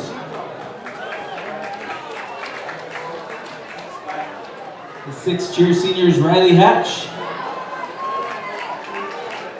Riley's cheered for 1 year. Her favorite cheer memory is at camp after the day was done. We would all hang out in the foyer. Advice for her teammates is to stay positive. She plans to go to college for early education and then go on to teach K through 5. Riley Hatch.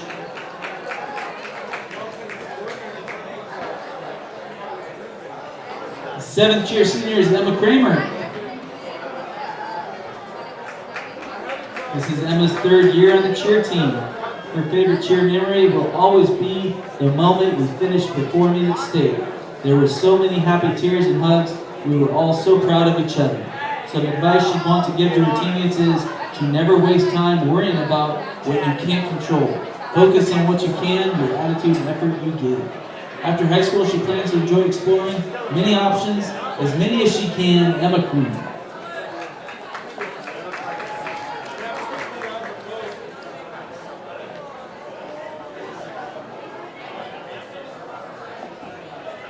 And our last cheer senior is Landon Howe.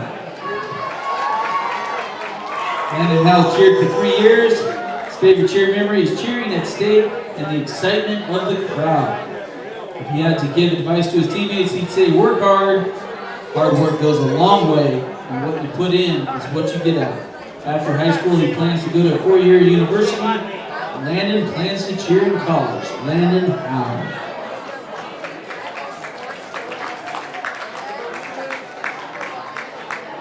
Nice job, seniors. Best of luck to all of you. One more round of applause to the band and cheer seniors. Good luck and best wishes in whatever you do.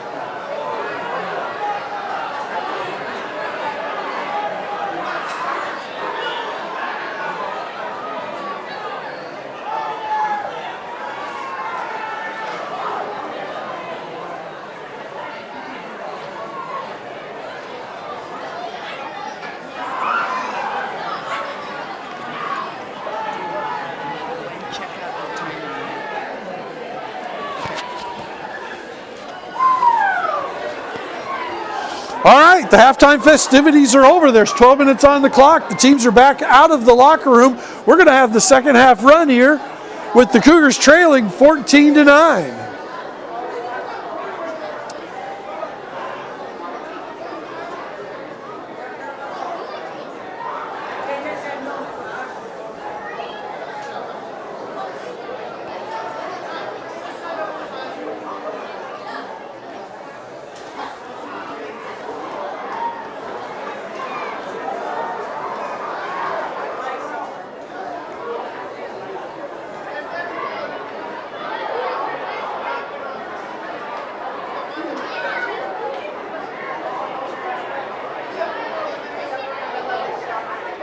Cougars will send Dylan Kirkpatrick onto the field to kick off. He's had one successful onside kick tonight, and we will see if the Cougars want to dial up another onside kick.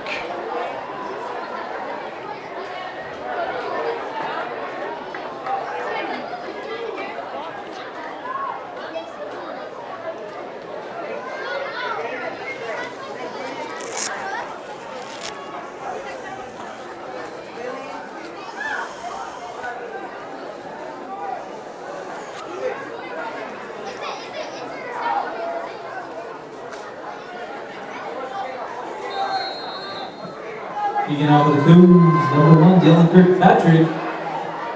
And Kirkpatrick kicks it deep. Retreating is the Sehome up back. And there's J.J. Heckendorf on the tackle. Jack O'Hara and Bakri Sanko. That was Bakri Sanko that kicked it off. Up to the 26-yard line, first and 10, Sehome. So that'll be first and 10 Sehome, leading 14-9. Ball on their 26-yard line. Sehome scored on their first 2 possessions, taking a 14-0 lead. The Cougars made a stop, and after they quit turning the ball over with some tricky formations, were able to get a touchdown and a field goal, closing the gap. They've scored 9 unanswered points, and they've been very solid defensively on that Sehome ground game up the middle. And there again is number 25, Jackson Moore, with another tackle, holding him to 1-yard gain, 2nd and 9.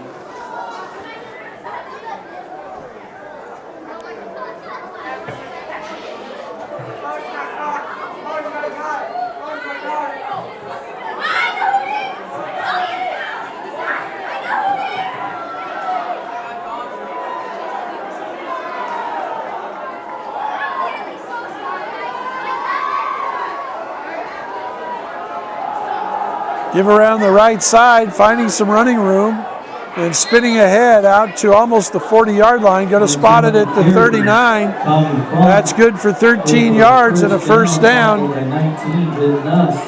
Ben Nuss on the stop.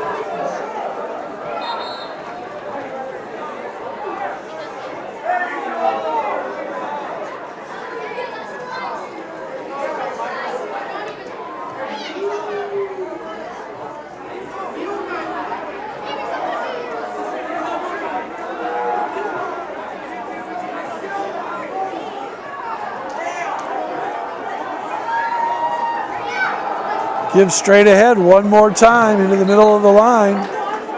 And that's good for 5 yards. Nuff the ball carrier out to the 44. Bring up 2nd and 5. Number 16, Jack O'Hara, and 78. Michael Wilson with the tackle. Jack O'Hara and Donathan Harajan were there in the middle for the tackle.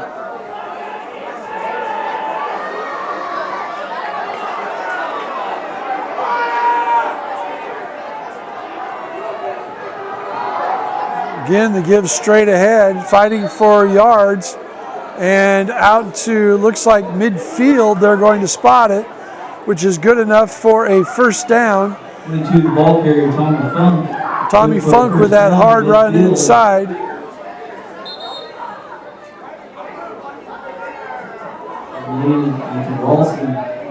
on the tackle.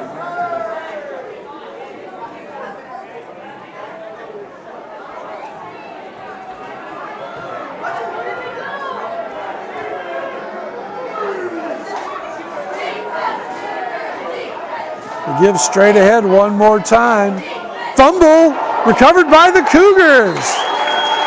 So hard run up the middle, ball punched out. On the 33-yard line. The Cougs will take over 1st and 10 on the 33-yard line. Logan McClellan with the fumble recovery. So Sehome is stopped with 9:26 to go in the third quarter. It'll be Cougar ball.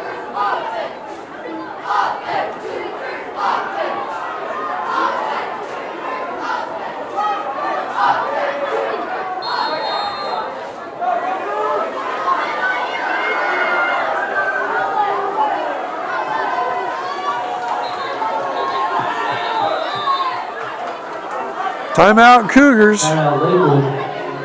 So Dan Teeter has to call his first timeout. Looked like there was a little confusion on the offensive series.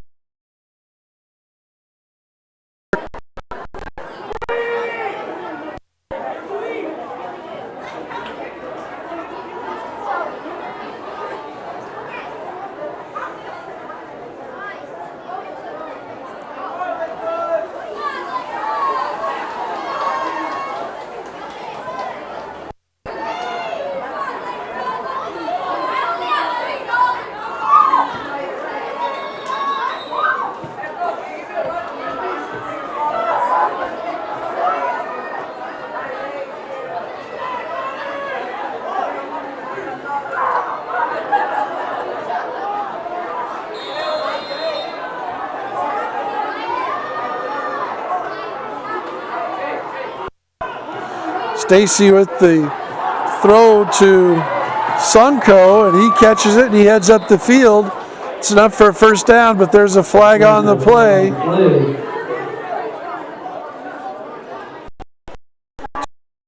31-yard line. And the signal is holding on the Cougars. It's going to be a spot foul. It's going to be accepted by Sehome. That will bring up 1st and 16, as that's a spot foul. Ball spotted back now at the 26-yard line.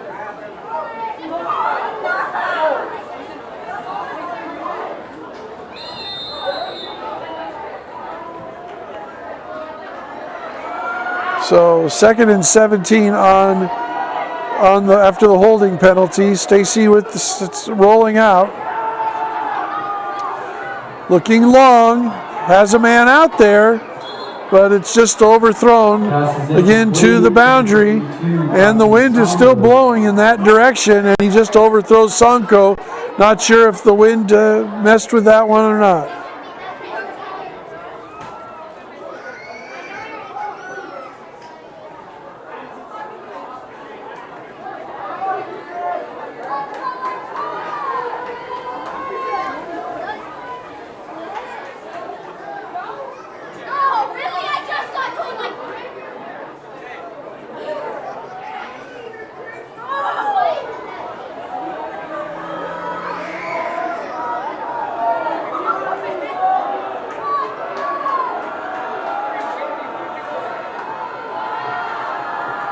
Throw a little middle screen. And out to the 30-yard line. There's a fumble. It's fumbled forward. Looks like the Cougars are on it. Still well short of the first down. And the referees are going to spot it at the 32-yard line. They're going to say he's down. His forward progress was stopped. There was no fumble. It's going to bring up 3rd and 11 for the Cougars. So just a little middle screen pass to Moore. And he was able to turn and get upfield for about 6 yards.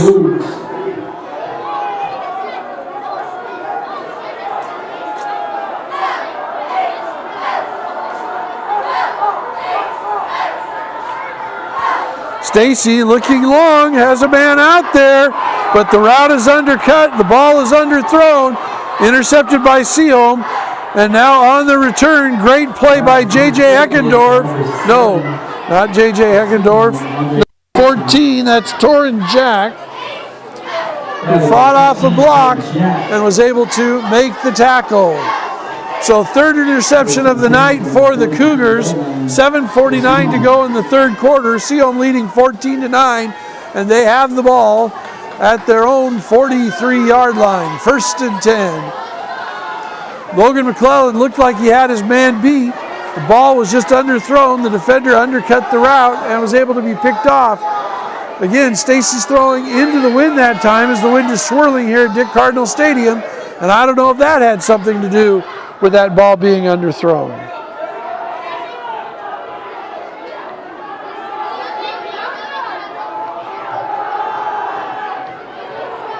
Roll out by the Sehome quarterback, throws it short, tackled in bounds for a loss of 2.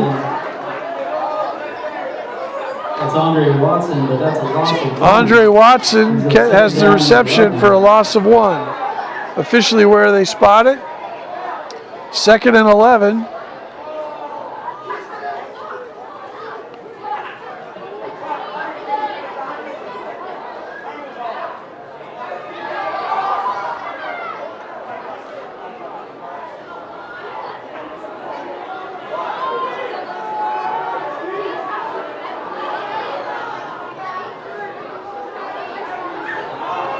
Give around the right side.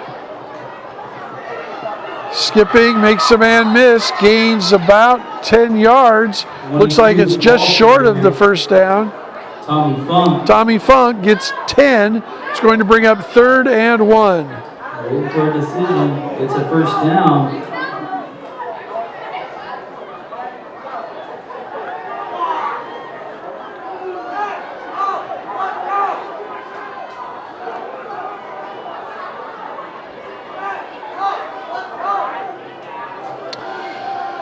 Sehome now into Lakewood territory. And stuffed for a short gain. They gave him the first down on that. That was a terrific spot for Sehome. So that was a first down play. It's going to bring up 2nd and 9. Jack O'Hara with the tackle. Jack O'Hara in on the stop.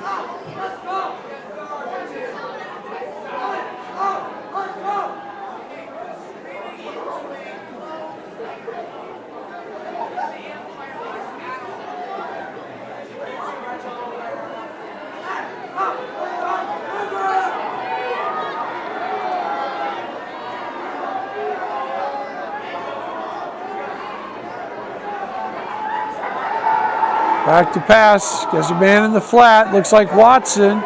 He's getting upfield, dodging man, cutting back, makes another man miss. Finally a saving tackle by the cornerback, J.J. Heckendorf. Nice tackle by Heckendorf. It's good for a first down inside the 30-yard line down to the 29. It's a gain of 17 yards, so short pass with a long run. Yards after the catch. A couple Cougars missed him as they were tracking him down. So Sehome on the move after the interception. 5 minutes to go in the third quarter.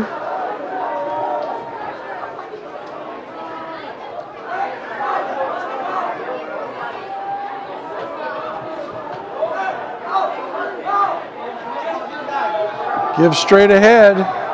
And another tough 4-yard run, 3-yard run for Tommy Funk. So that goes down to the 26-yard line of the Cougars.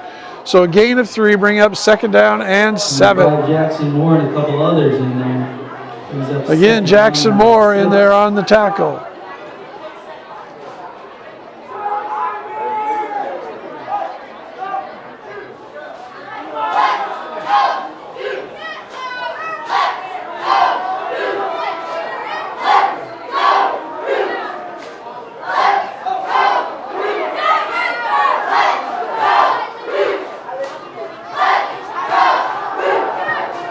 Quarterback keeps it, on the option pitch, and he's into the end zone for a touchdown.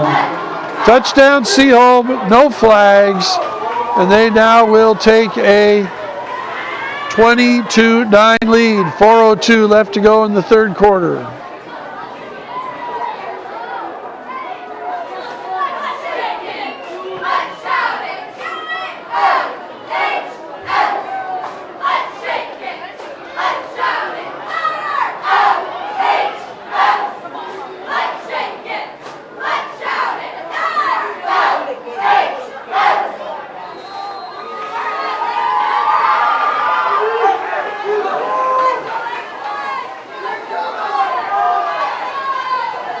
And that kick is blocked again. That snap is very slow.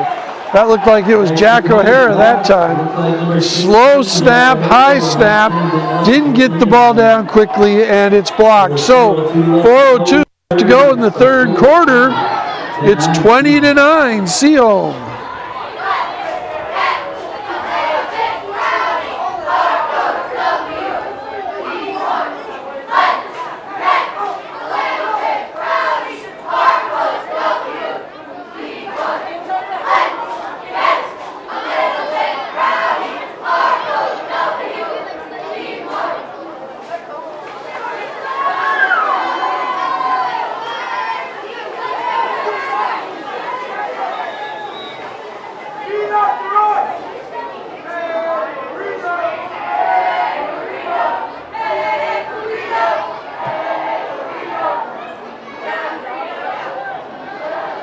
Bakary Sanko, J.J. Heckendorf, and Torin Jack deep to return for the Cougars. It looks like Ben Nuss is now an up back in the middle.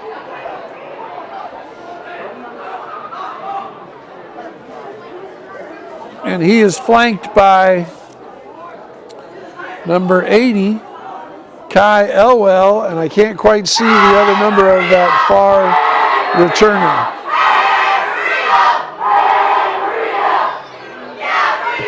So again, the squib kick, it hits one of the Cougar upbacks and bounces right to a Sehome player, and a successful onside kick, although I don't know if it was intended to be an onside kick for the Mariners. They kicked the ball low and hard on the ground, and it hit a Cougar upback and bounced right into the arms of a Sehome charging defensive player, who catches it on their 45, on the Cougar 45, and that's where they will have the ball, 1st and 10. So 4 minutes to go in the third quarter, Sehome with the ball and an 11-point lead. Now it looks like it's starting to rain here at Dick Cardinal Stadium. Roll out, looking long, it's going to be in the air, and Watson jumps a little too early, but he was well covered. Ben Nuss was in good position. So that was just one of those plays where he threw it up looking for a jump ball, hoping Watson could come down with it like he did in the first half on the 31-yard touchdown pass. So the rain coming down now in buckets here at Dick Cardinal Stadium.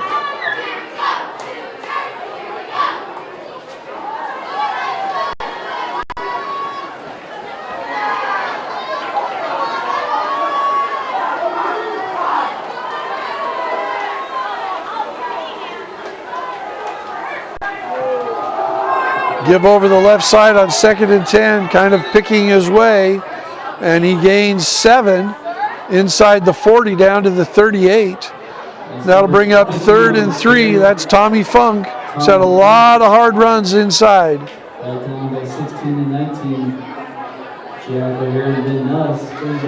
Jack O'Hara and Ben Nuss on the tackle.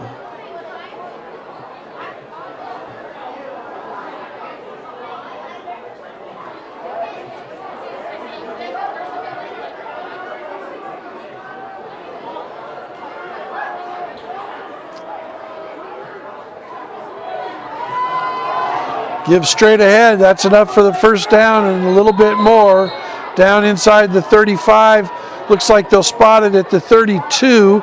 That'll be 1st and 10 for the Mariners, and they'll get a new set of downs. Tommy Funk again with the tough run inside. 3 minutes to go now in the third quarter. Cougars trailing 20-9. Number 68, Zachary Benton in there on the tackle.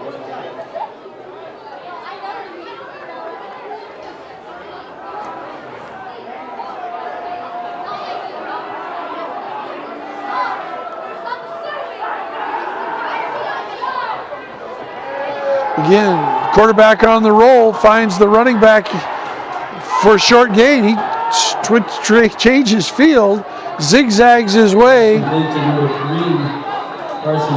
and Carson Neff has the catch. He's down inside the 10, and there's a penalty flag thrown at the end of the play.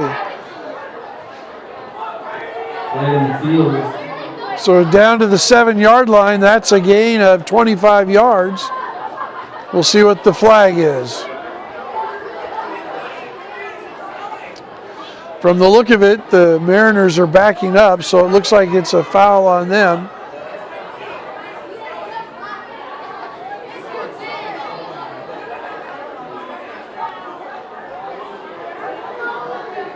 The call is holding, so that's going to be a 10-yard penalty from the spot of the foul. There's 2 holds on the play. They declined one, and the one was at the 7-yard line, would have pushed them back to the 17, which would have been good enough for a first down. The other was on the 16-yard line, pushes them back to the 26, where it will be 1st and 5 for the Mariners. And this is a give around the left side. Cougars are there. Another penalty flag thrown. This was thrown at the 25-yard line. It's in the area of where it might be another hold.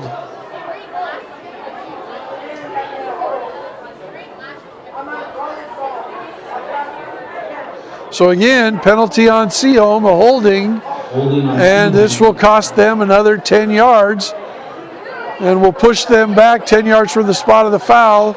So this will push them back to the 35-yard line, where instead of being 1st and goal from the 7, turned into 1st and 5 from the 26-yard line to now 1st and 13 from the 35-yard line. So Sehome now all of a sudden going the wrong way. Give around the right side, and he's tackled for after a short gain. 3 yards, that's Funk, and he gains 3 yards, and that will be 2nd and 10. Under 2 minutes now to go in the third quarter, 1:30 actually now on the clock.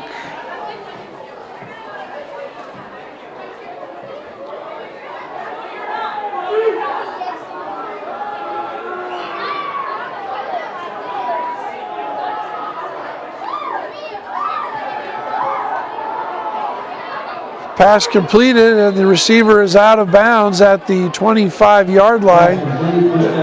It will bring up, that's a gain of 8. It will bring up 3rd and 3. 1 minute and 8 seconds left to go. That was Nash Espy in on the tackle, keeping him from getting the line to gain.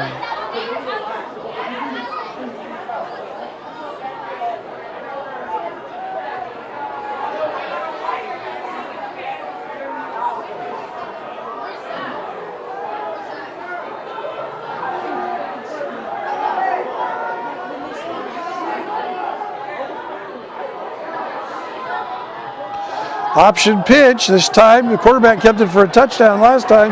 Now he pitches it, and into the end zone for a touchdown is Carson Neff, and a 26-yard option scamper.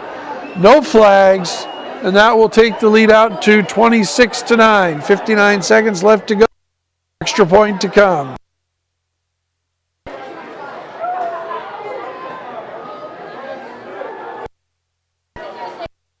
At the 3 will be 1st and goal. Oh, they're marking short. short.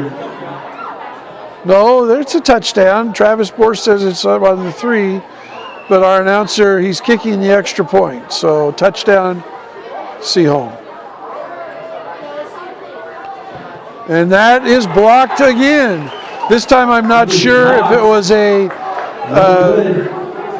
means that was poor blocking or a poor snap. I think that just ball was kicked low into the line where a Cougar was able to get their hand on it and block it.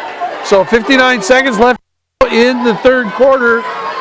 Cougars trail 26-9.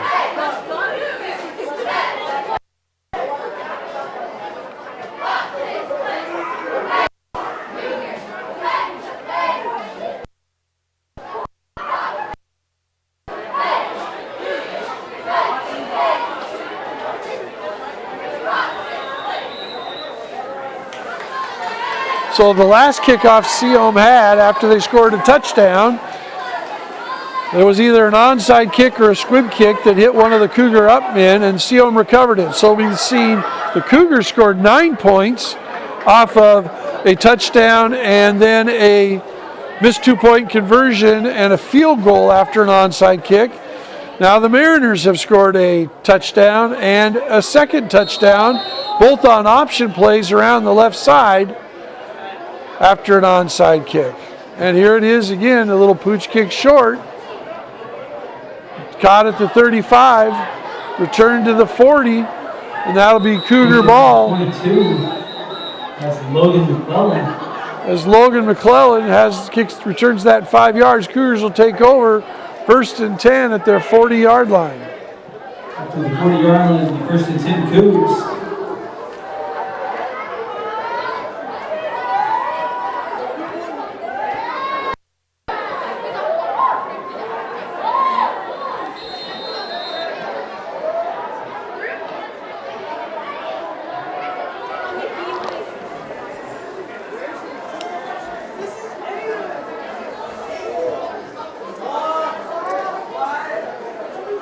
So Cougar ball, no running backs, 5 receivers.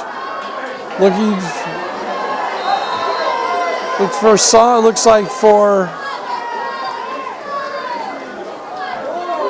Pass is incomplete, intended for Kai Elwell. that was intended for Kai Elwell, almost intercepted, but falls incomplete. Bring up 2nd and 10.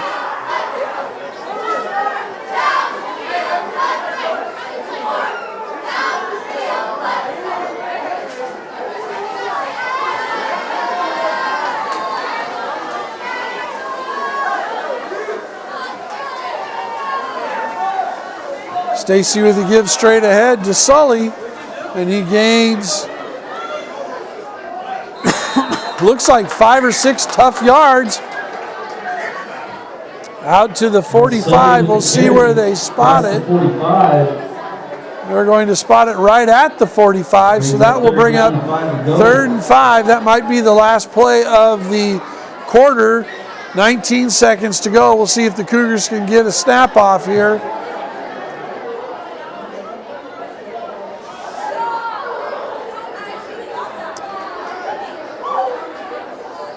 Tried to draw him off sides and Sehome jumped, but did not cross the line, and that's the end of the third quarter. So the third quarter comes to an end. Cougars can't get on the scoreboard. Sehome scores twice, and with 12 minutes left to go in the football game, Mariners lead 26-9. We'll be back in 60 seconds.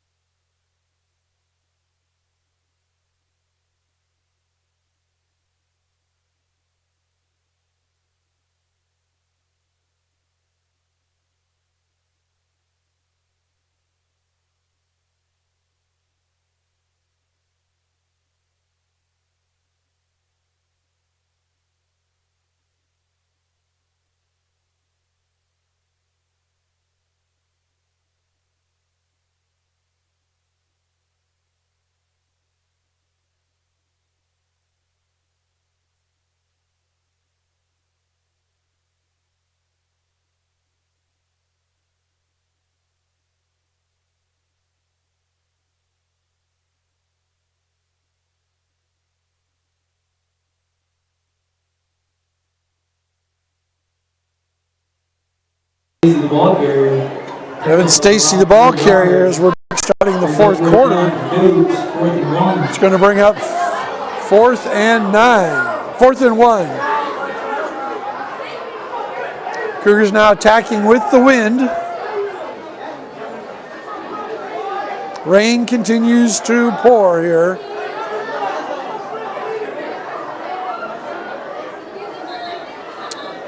And whistle blows, timeout Cougars. 11:25 left to go in the football game. Cougars trailing 26-9. Sorry about the audio. It seems like we're cutting in and out a little bit. Not sure what the issue is.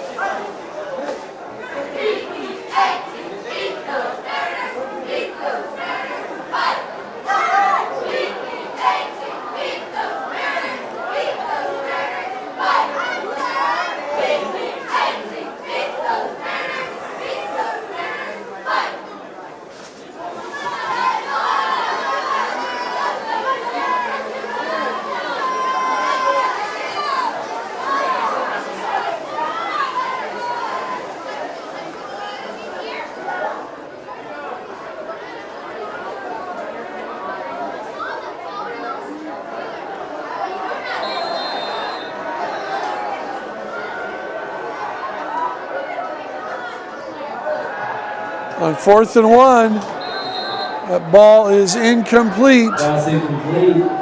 Turnover on downs. And so that will be a turnover on downs. Sehome will take it at the Cougar 49-yard line. 1st and 10. 11:20 to go in the football game.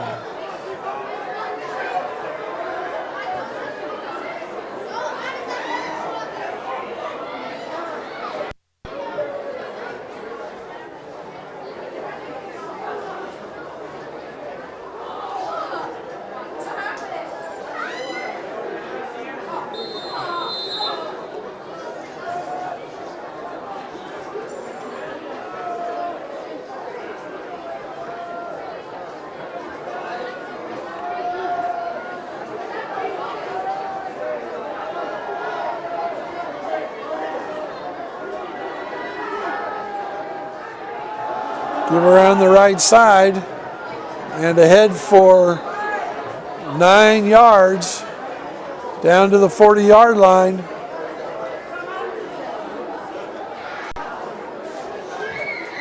Bring up 2nd and 1. It's Tommy Funk, a gain of 9, brings up 2nd and 1. Funk with another tough run.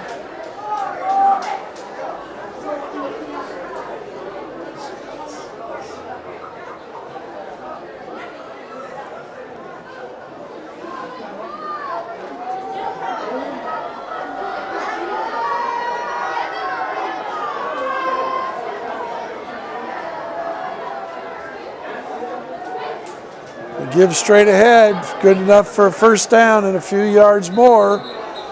Down to the 36-yard line, 1st down for the Mariners. Number 3, the ball carrier, Carson Neff. Carson Neff with the carry. As the Mariners look to grind out their final drive, or perhaps their final drive.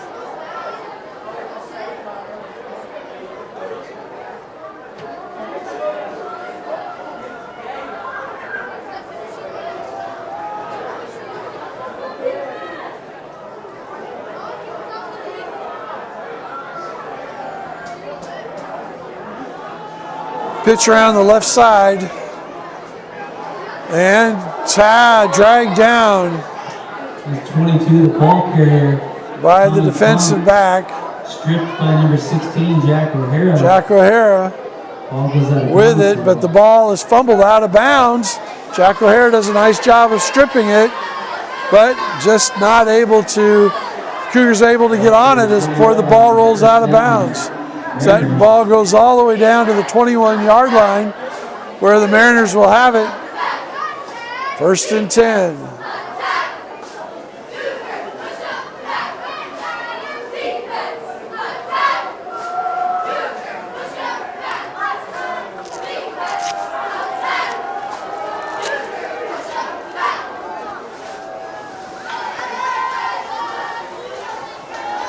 Option around the right side. Quarterback keeps, cuts it back, and he is stopped.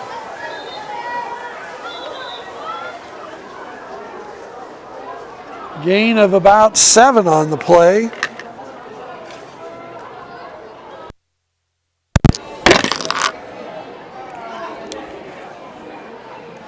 Option play, the quarterback keeps it, picks up 7. He's up 2nd down and 3. Well defended option play that time. Last 2 times we saw that resulted in touchdowns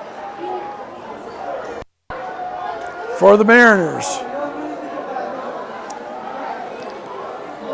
2nd and 3 from the 13 now for the Mariners. 8:58 to go. Quarterback keeps, and he is forced out of bounds at the 5-yard line. That's good enough for a first down. Right, keeps it. And it'll be 1st and goal. They're going to spot him out at the 8. So it's 1st and goal at the 8. The last time the Mariners had 1st and goal at the 7, they committed 3 penalties in a row, pushing them all the way back to the 33-yard line before they scored on a 26-yard option run.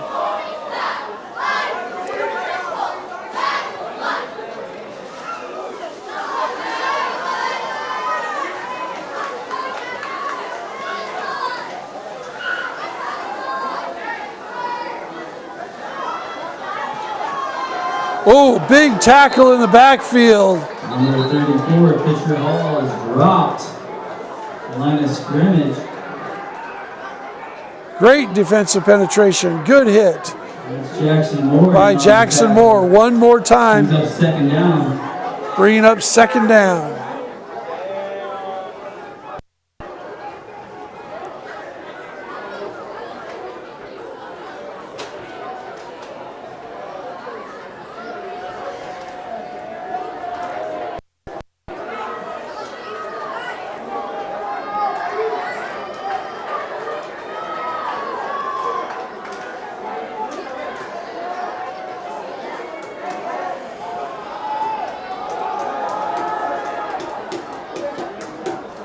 And again to the outside, no gain, maybe a yard. See where they spot it.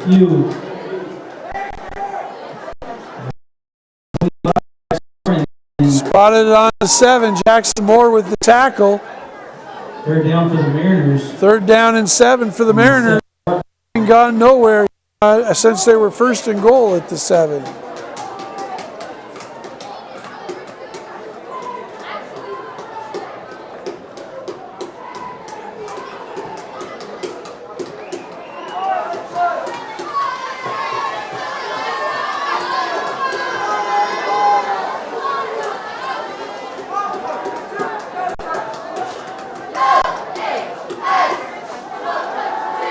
Pressure coming. It's the corner of the end zone. Touchdown. Pass complete. Touchdown, Sehome. Number 2, Nolan right to 7, Andre Watson. Andre Watson flushed the quarterback out of the pocket. He's able to find Watson in the end zone, and they are now ahead 32-9.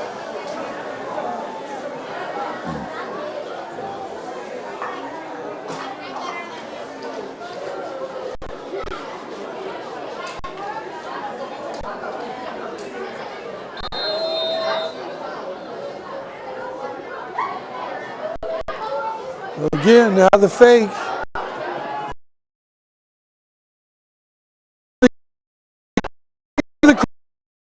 He loses. And now flag on the Cornerback number 11, play.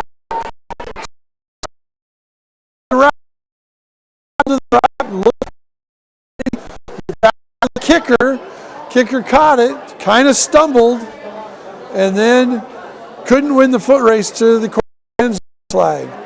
Flag on the play. We'll see what the indication is. Point try is no good. Personal foul on Sehome. Being forced on the kickoff. So 7:03 left to go in the game. Rain coming down here at Dick Cardinal Stadium. Last home football game of the year. Cougars trail 32-9. Ready? Nice, the seniors already. Start with freshman Kira Jenkins, Haley Coyle, Mabel Hunt, Peyton Castle, Sophia Barrio.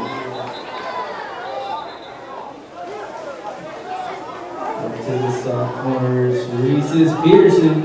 So they put the ball in the 40, but I thought they were going to enforce the penalty on the kickoff, so that means they would have been kicking off from the 25. And the referee does signal, the line judge does signal that.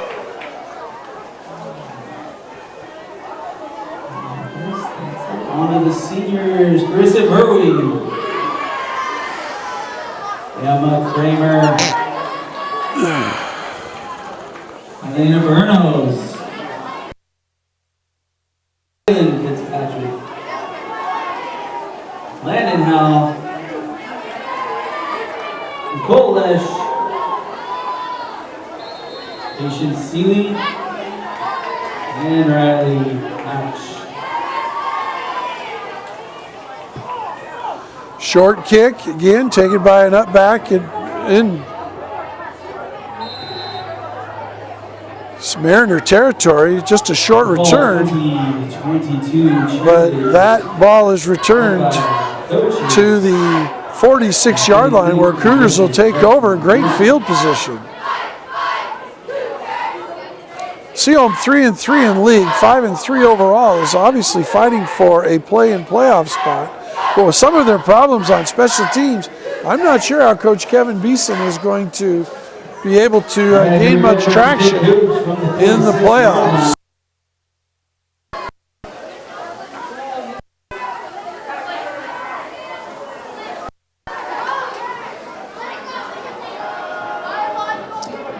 Run around the left side by number 19 ball carrier up to the 40, picks up about 6. Maybe foul. We'll call it second foul.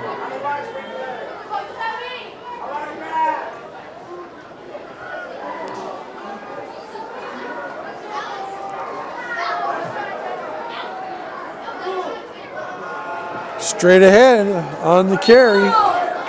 Good for a first down. That's 25, Jackson Moore with the carry up the middle. And moving the chains. Jackson Moore. It is good for the Cougars. First on down. that carry.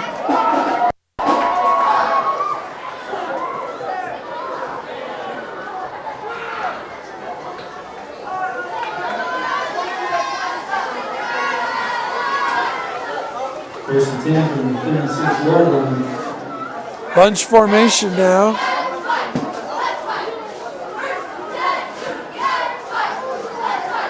Stacy back to pass. Finds Nuss. Looks like a little screen pass, but it's incomplete. 5:55 left to go in the game. Cougars trailing 32-9.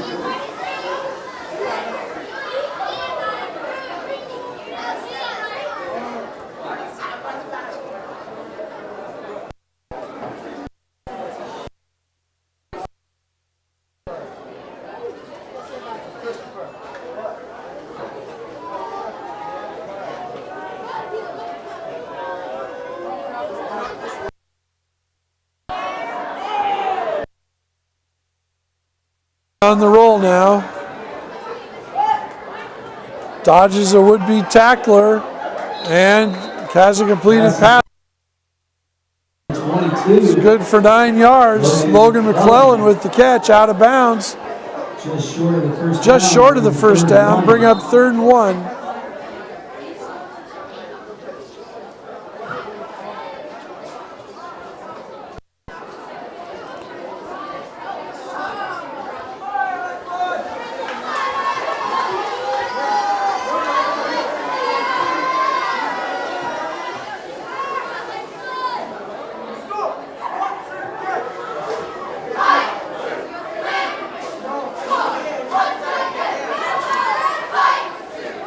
Stacy on the roll, this time left, keeping it. And he is going to be brought down very close to the first down. We'll see where they spot it. Looks like they're going to say no gain. Bring up 4th down and 1 from the 32.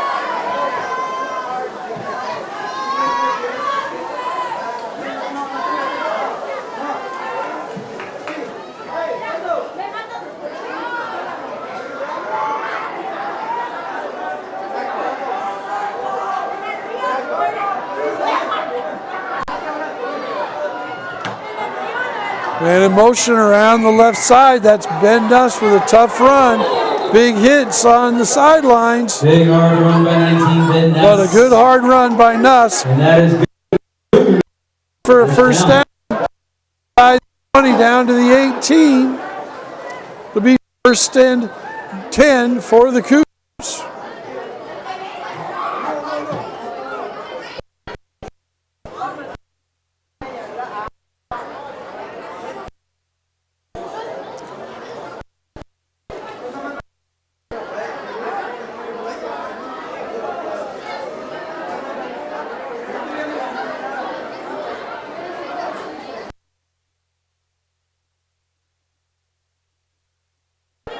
Complete. Passing complete. Kai L is the intended.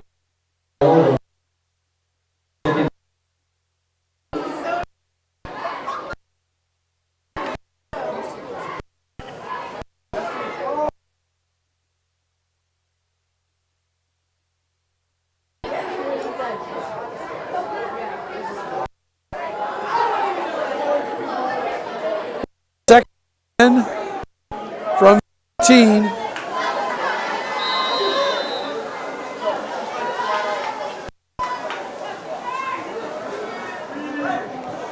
Stacy looking into the end zone. Elwell was tripped up by the turf monster. Not sure he would have been able to get it anyway. And now the referees.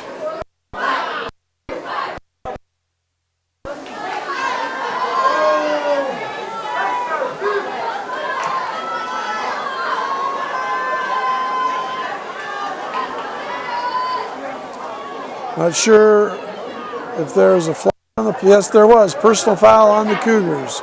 So that's going to cost him 15 yards. Nope, it's not going to cost him 15 yards. Setting personal foul penalties. And so that's a replay of the down, so that should be 2nd and 10 again from the 18, although they're now saying it's 3rd down on the sticks. Must be dead ball personal fouls. And we're under 4 minutes to go, clock running here. Looking to the corner of the end zone for Sonko, and that ball is broken up. Is unable to get it.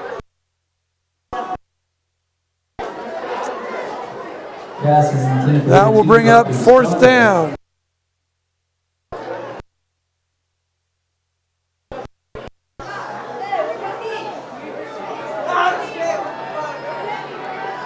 And the are going to send in their field goal team.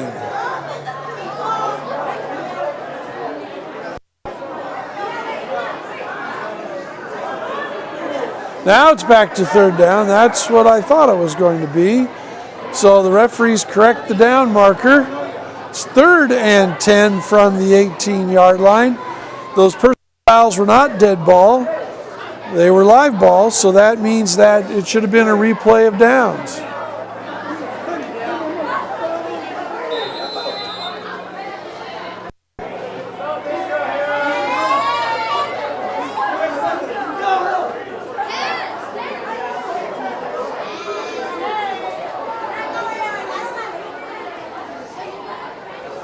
Stacy rolls out, man, coming from the backside, goes back to the other way. It's in. Sonko has it. And they're going to spot him down at the 1-yard line. Great catch by Bakare Sonko inside the 1. It's going to be 1st and goal. Cougars. First and goal, Cougars from the 1-yard line.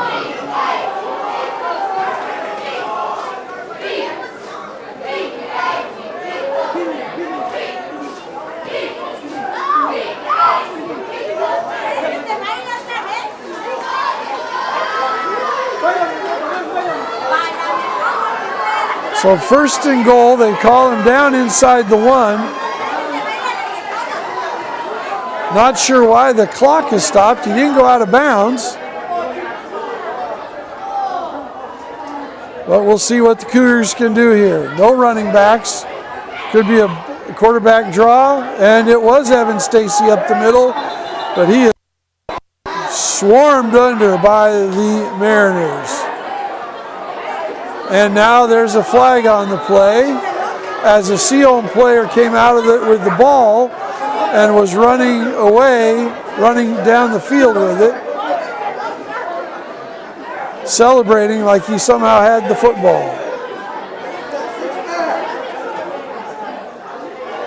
Stacy loses 3 on the quarterback draw. Was Stacy the ball carrier? Flag on the play.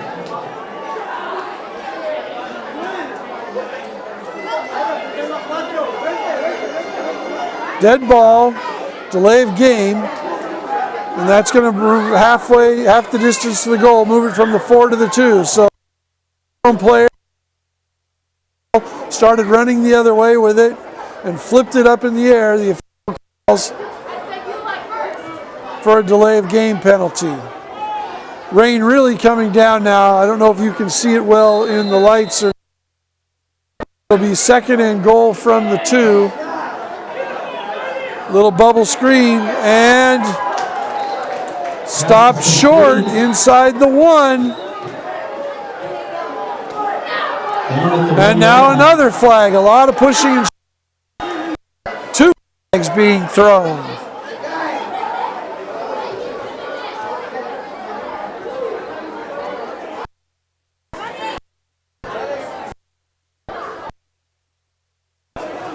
Just short of the end zone. The ball is spotted. Let's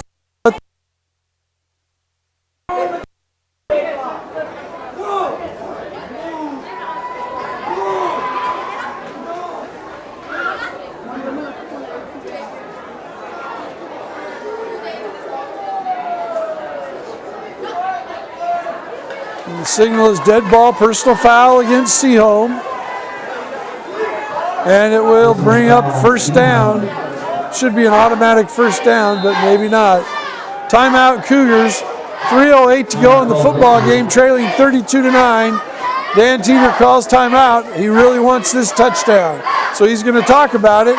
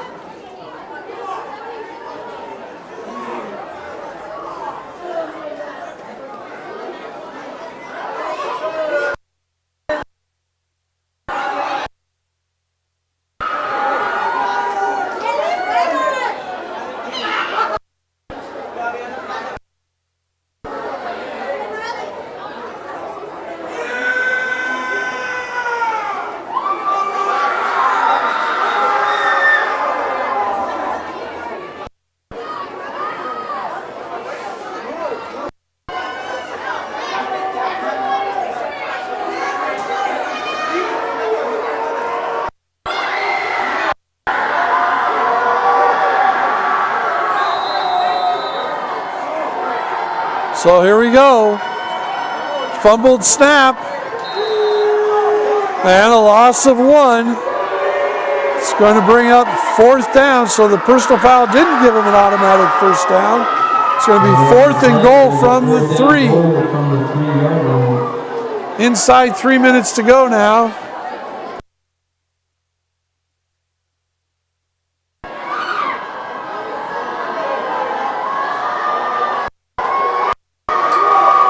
And straight up the middle on 4th down, in the middle of the Sehome defense is there. Here's another flag comes in.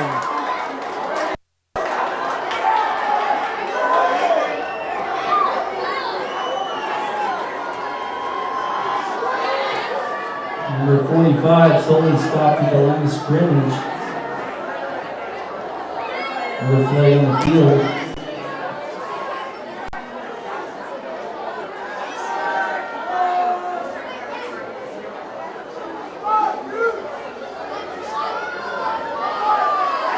And the referee is going to signal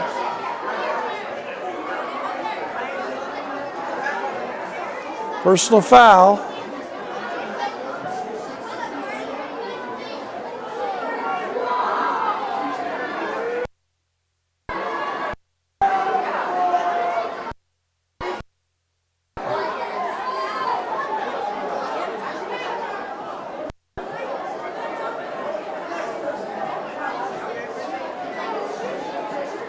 So dead ball, personal foul against Sehome. That'll be half the distance to the goal.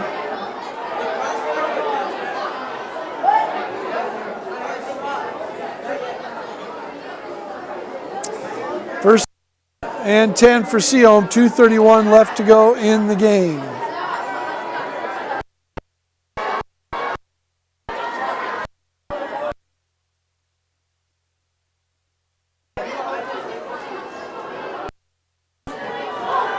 The first and 10 Mariners from the 2-yard line.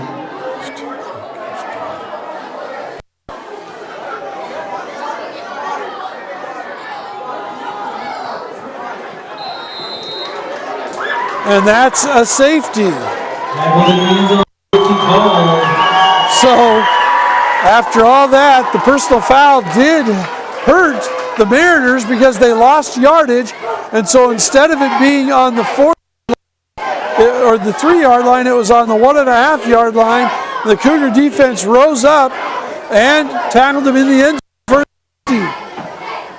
So with 2:27 left to go in the football game, the Cougars now 32-11 and will get the ball back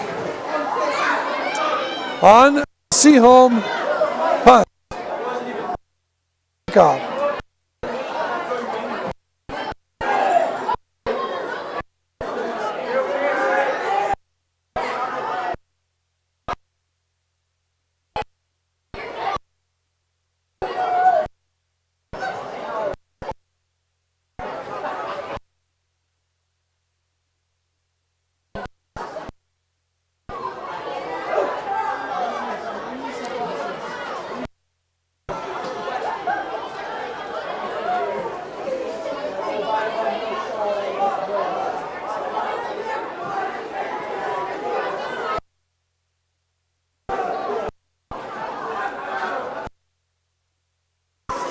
Another stellar defensive play in the backfield by Jackson Moore, who's had a great on the defensive line. A lot of big hits and certainly penetration there. He's had penetration in the backfield all game long.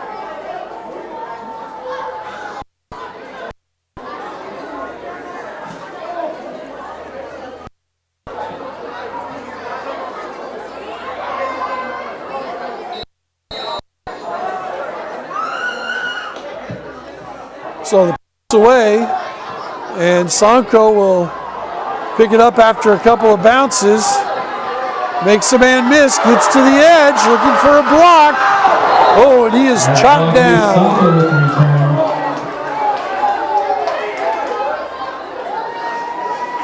Good hard tackle on the sideline, but he returned it to the 47-yard line.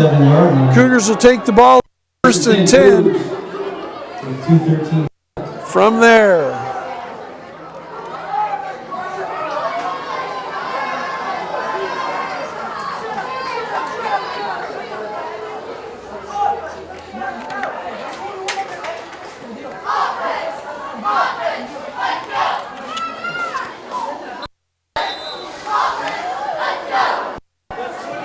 Stacy looking on the slant, and that's incomplete.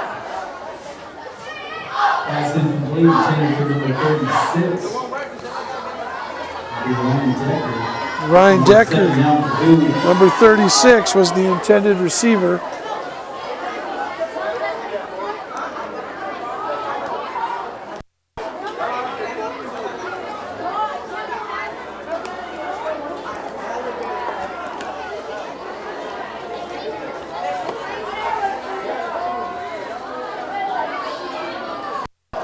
Fumbled. Gets on it. Third. Covered by Evan Stacy. Third, and it looks like He's up third down. to go.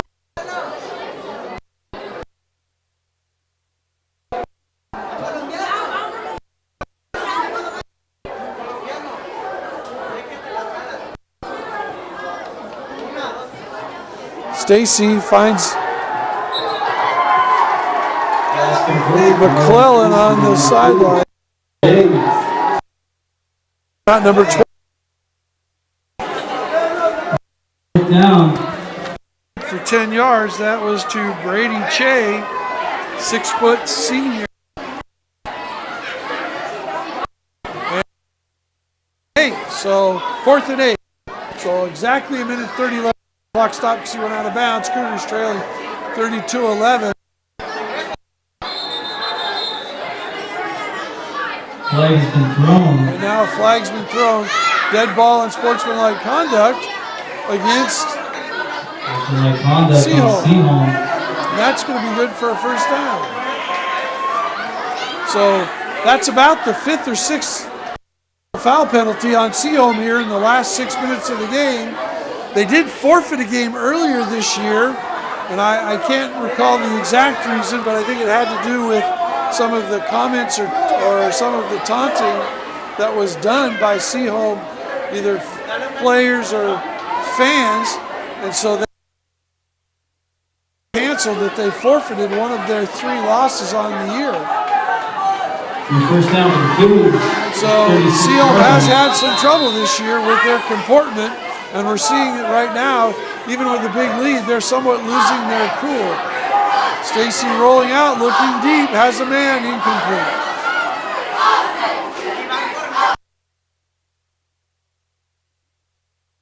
Ball's in.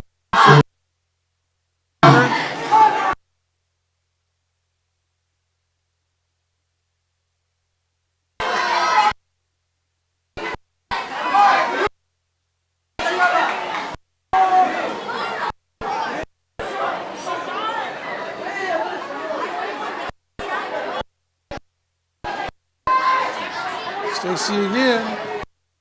Little screen.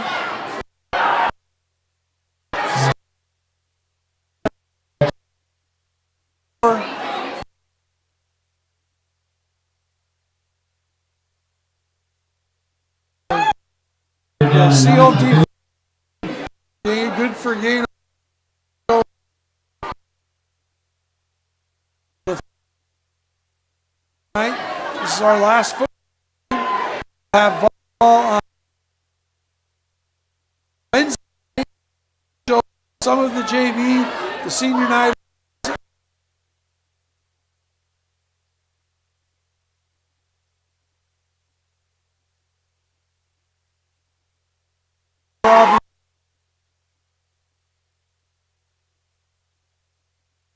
That's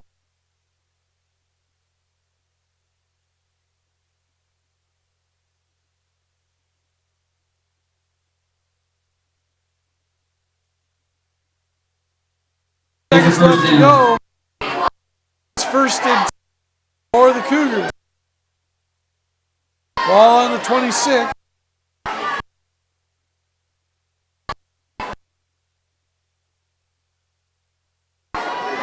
Stacy looking over the middle, and it's picked up.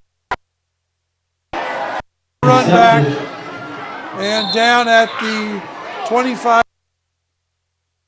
24 seconds left to go. And that will be.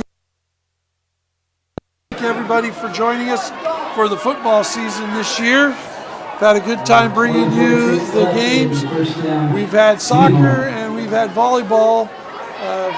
I understand any game that we might play in the play-ins will not be there to you, and we will have winter sports, boys and girls basketball and wrestling.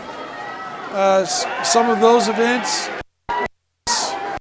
this fall, winter, and then we have boys soccer in the spring.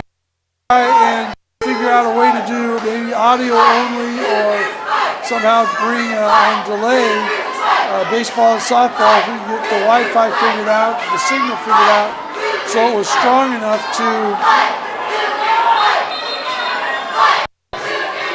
And now we have a defensive lineman for the Cougar come in, knock over the quarterback. We've got fists being thrown, face masks. This is really a poor way to end this football game. Sehome jumps on the field. Somebody didn't like the way that they ran through, hit their quarterback, and they pushed, shoved, and both benches, coaches emptied. It's not a good way to end this football game, but that's going to be the last play of the game. There is a flag thrown on the play, but as I said, thanks for joining us. We're going to leave you tonight, and we'll see you Monday and Wednesday, and then probably sometime in December. So from Dick Cardinal Stadium, thanks to Laura Leach who did the camera tonight. Thanks to Melanie Irish on the social media, Kate Thronson for taking care of us as always. Thursday night football in the books. We will see you at on Monday night. Thanks for joining us. This football season's concluded. Good night, everybody.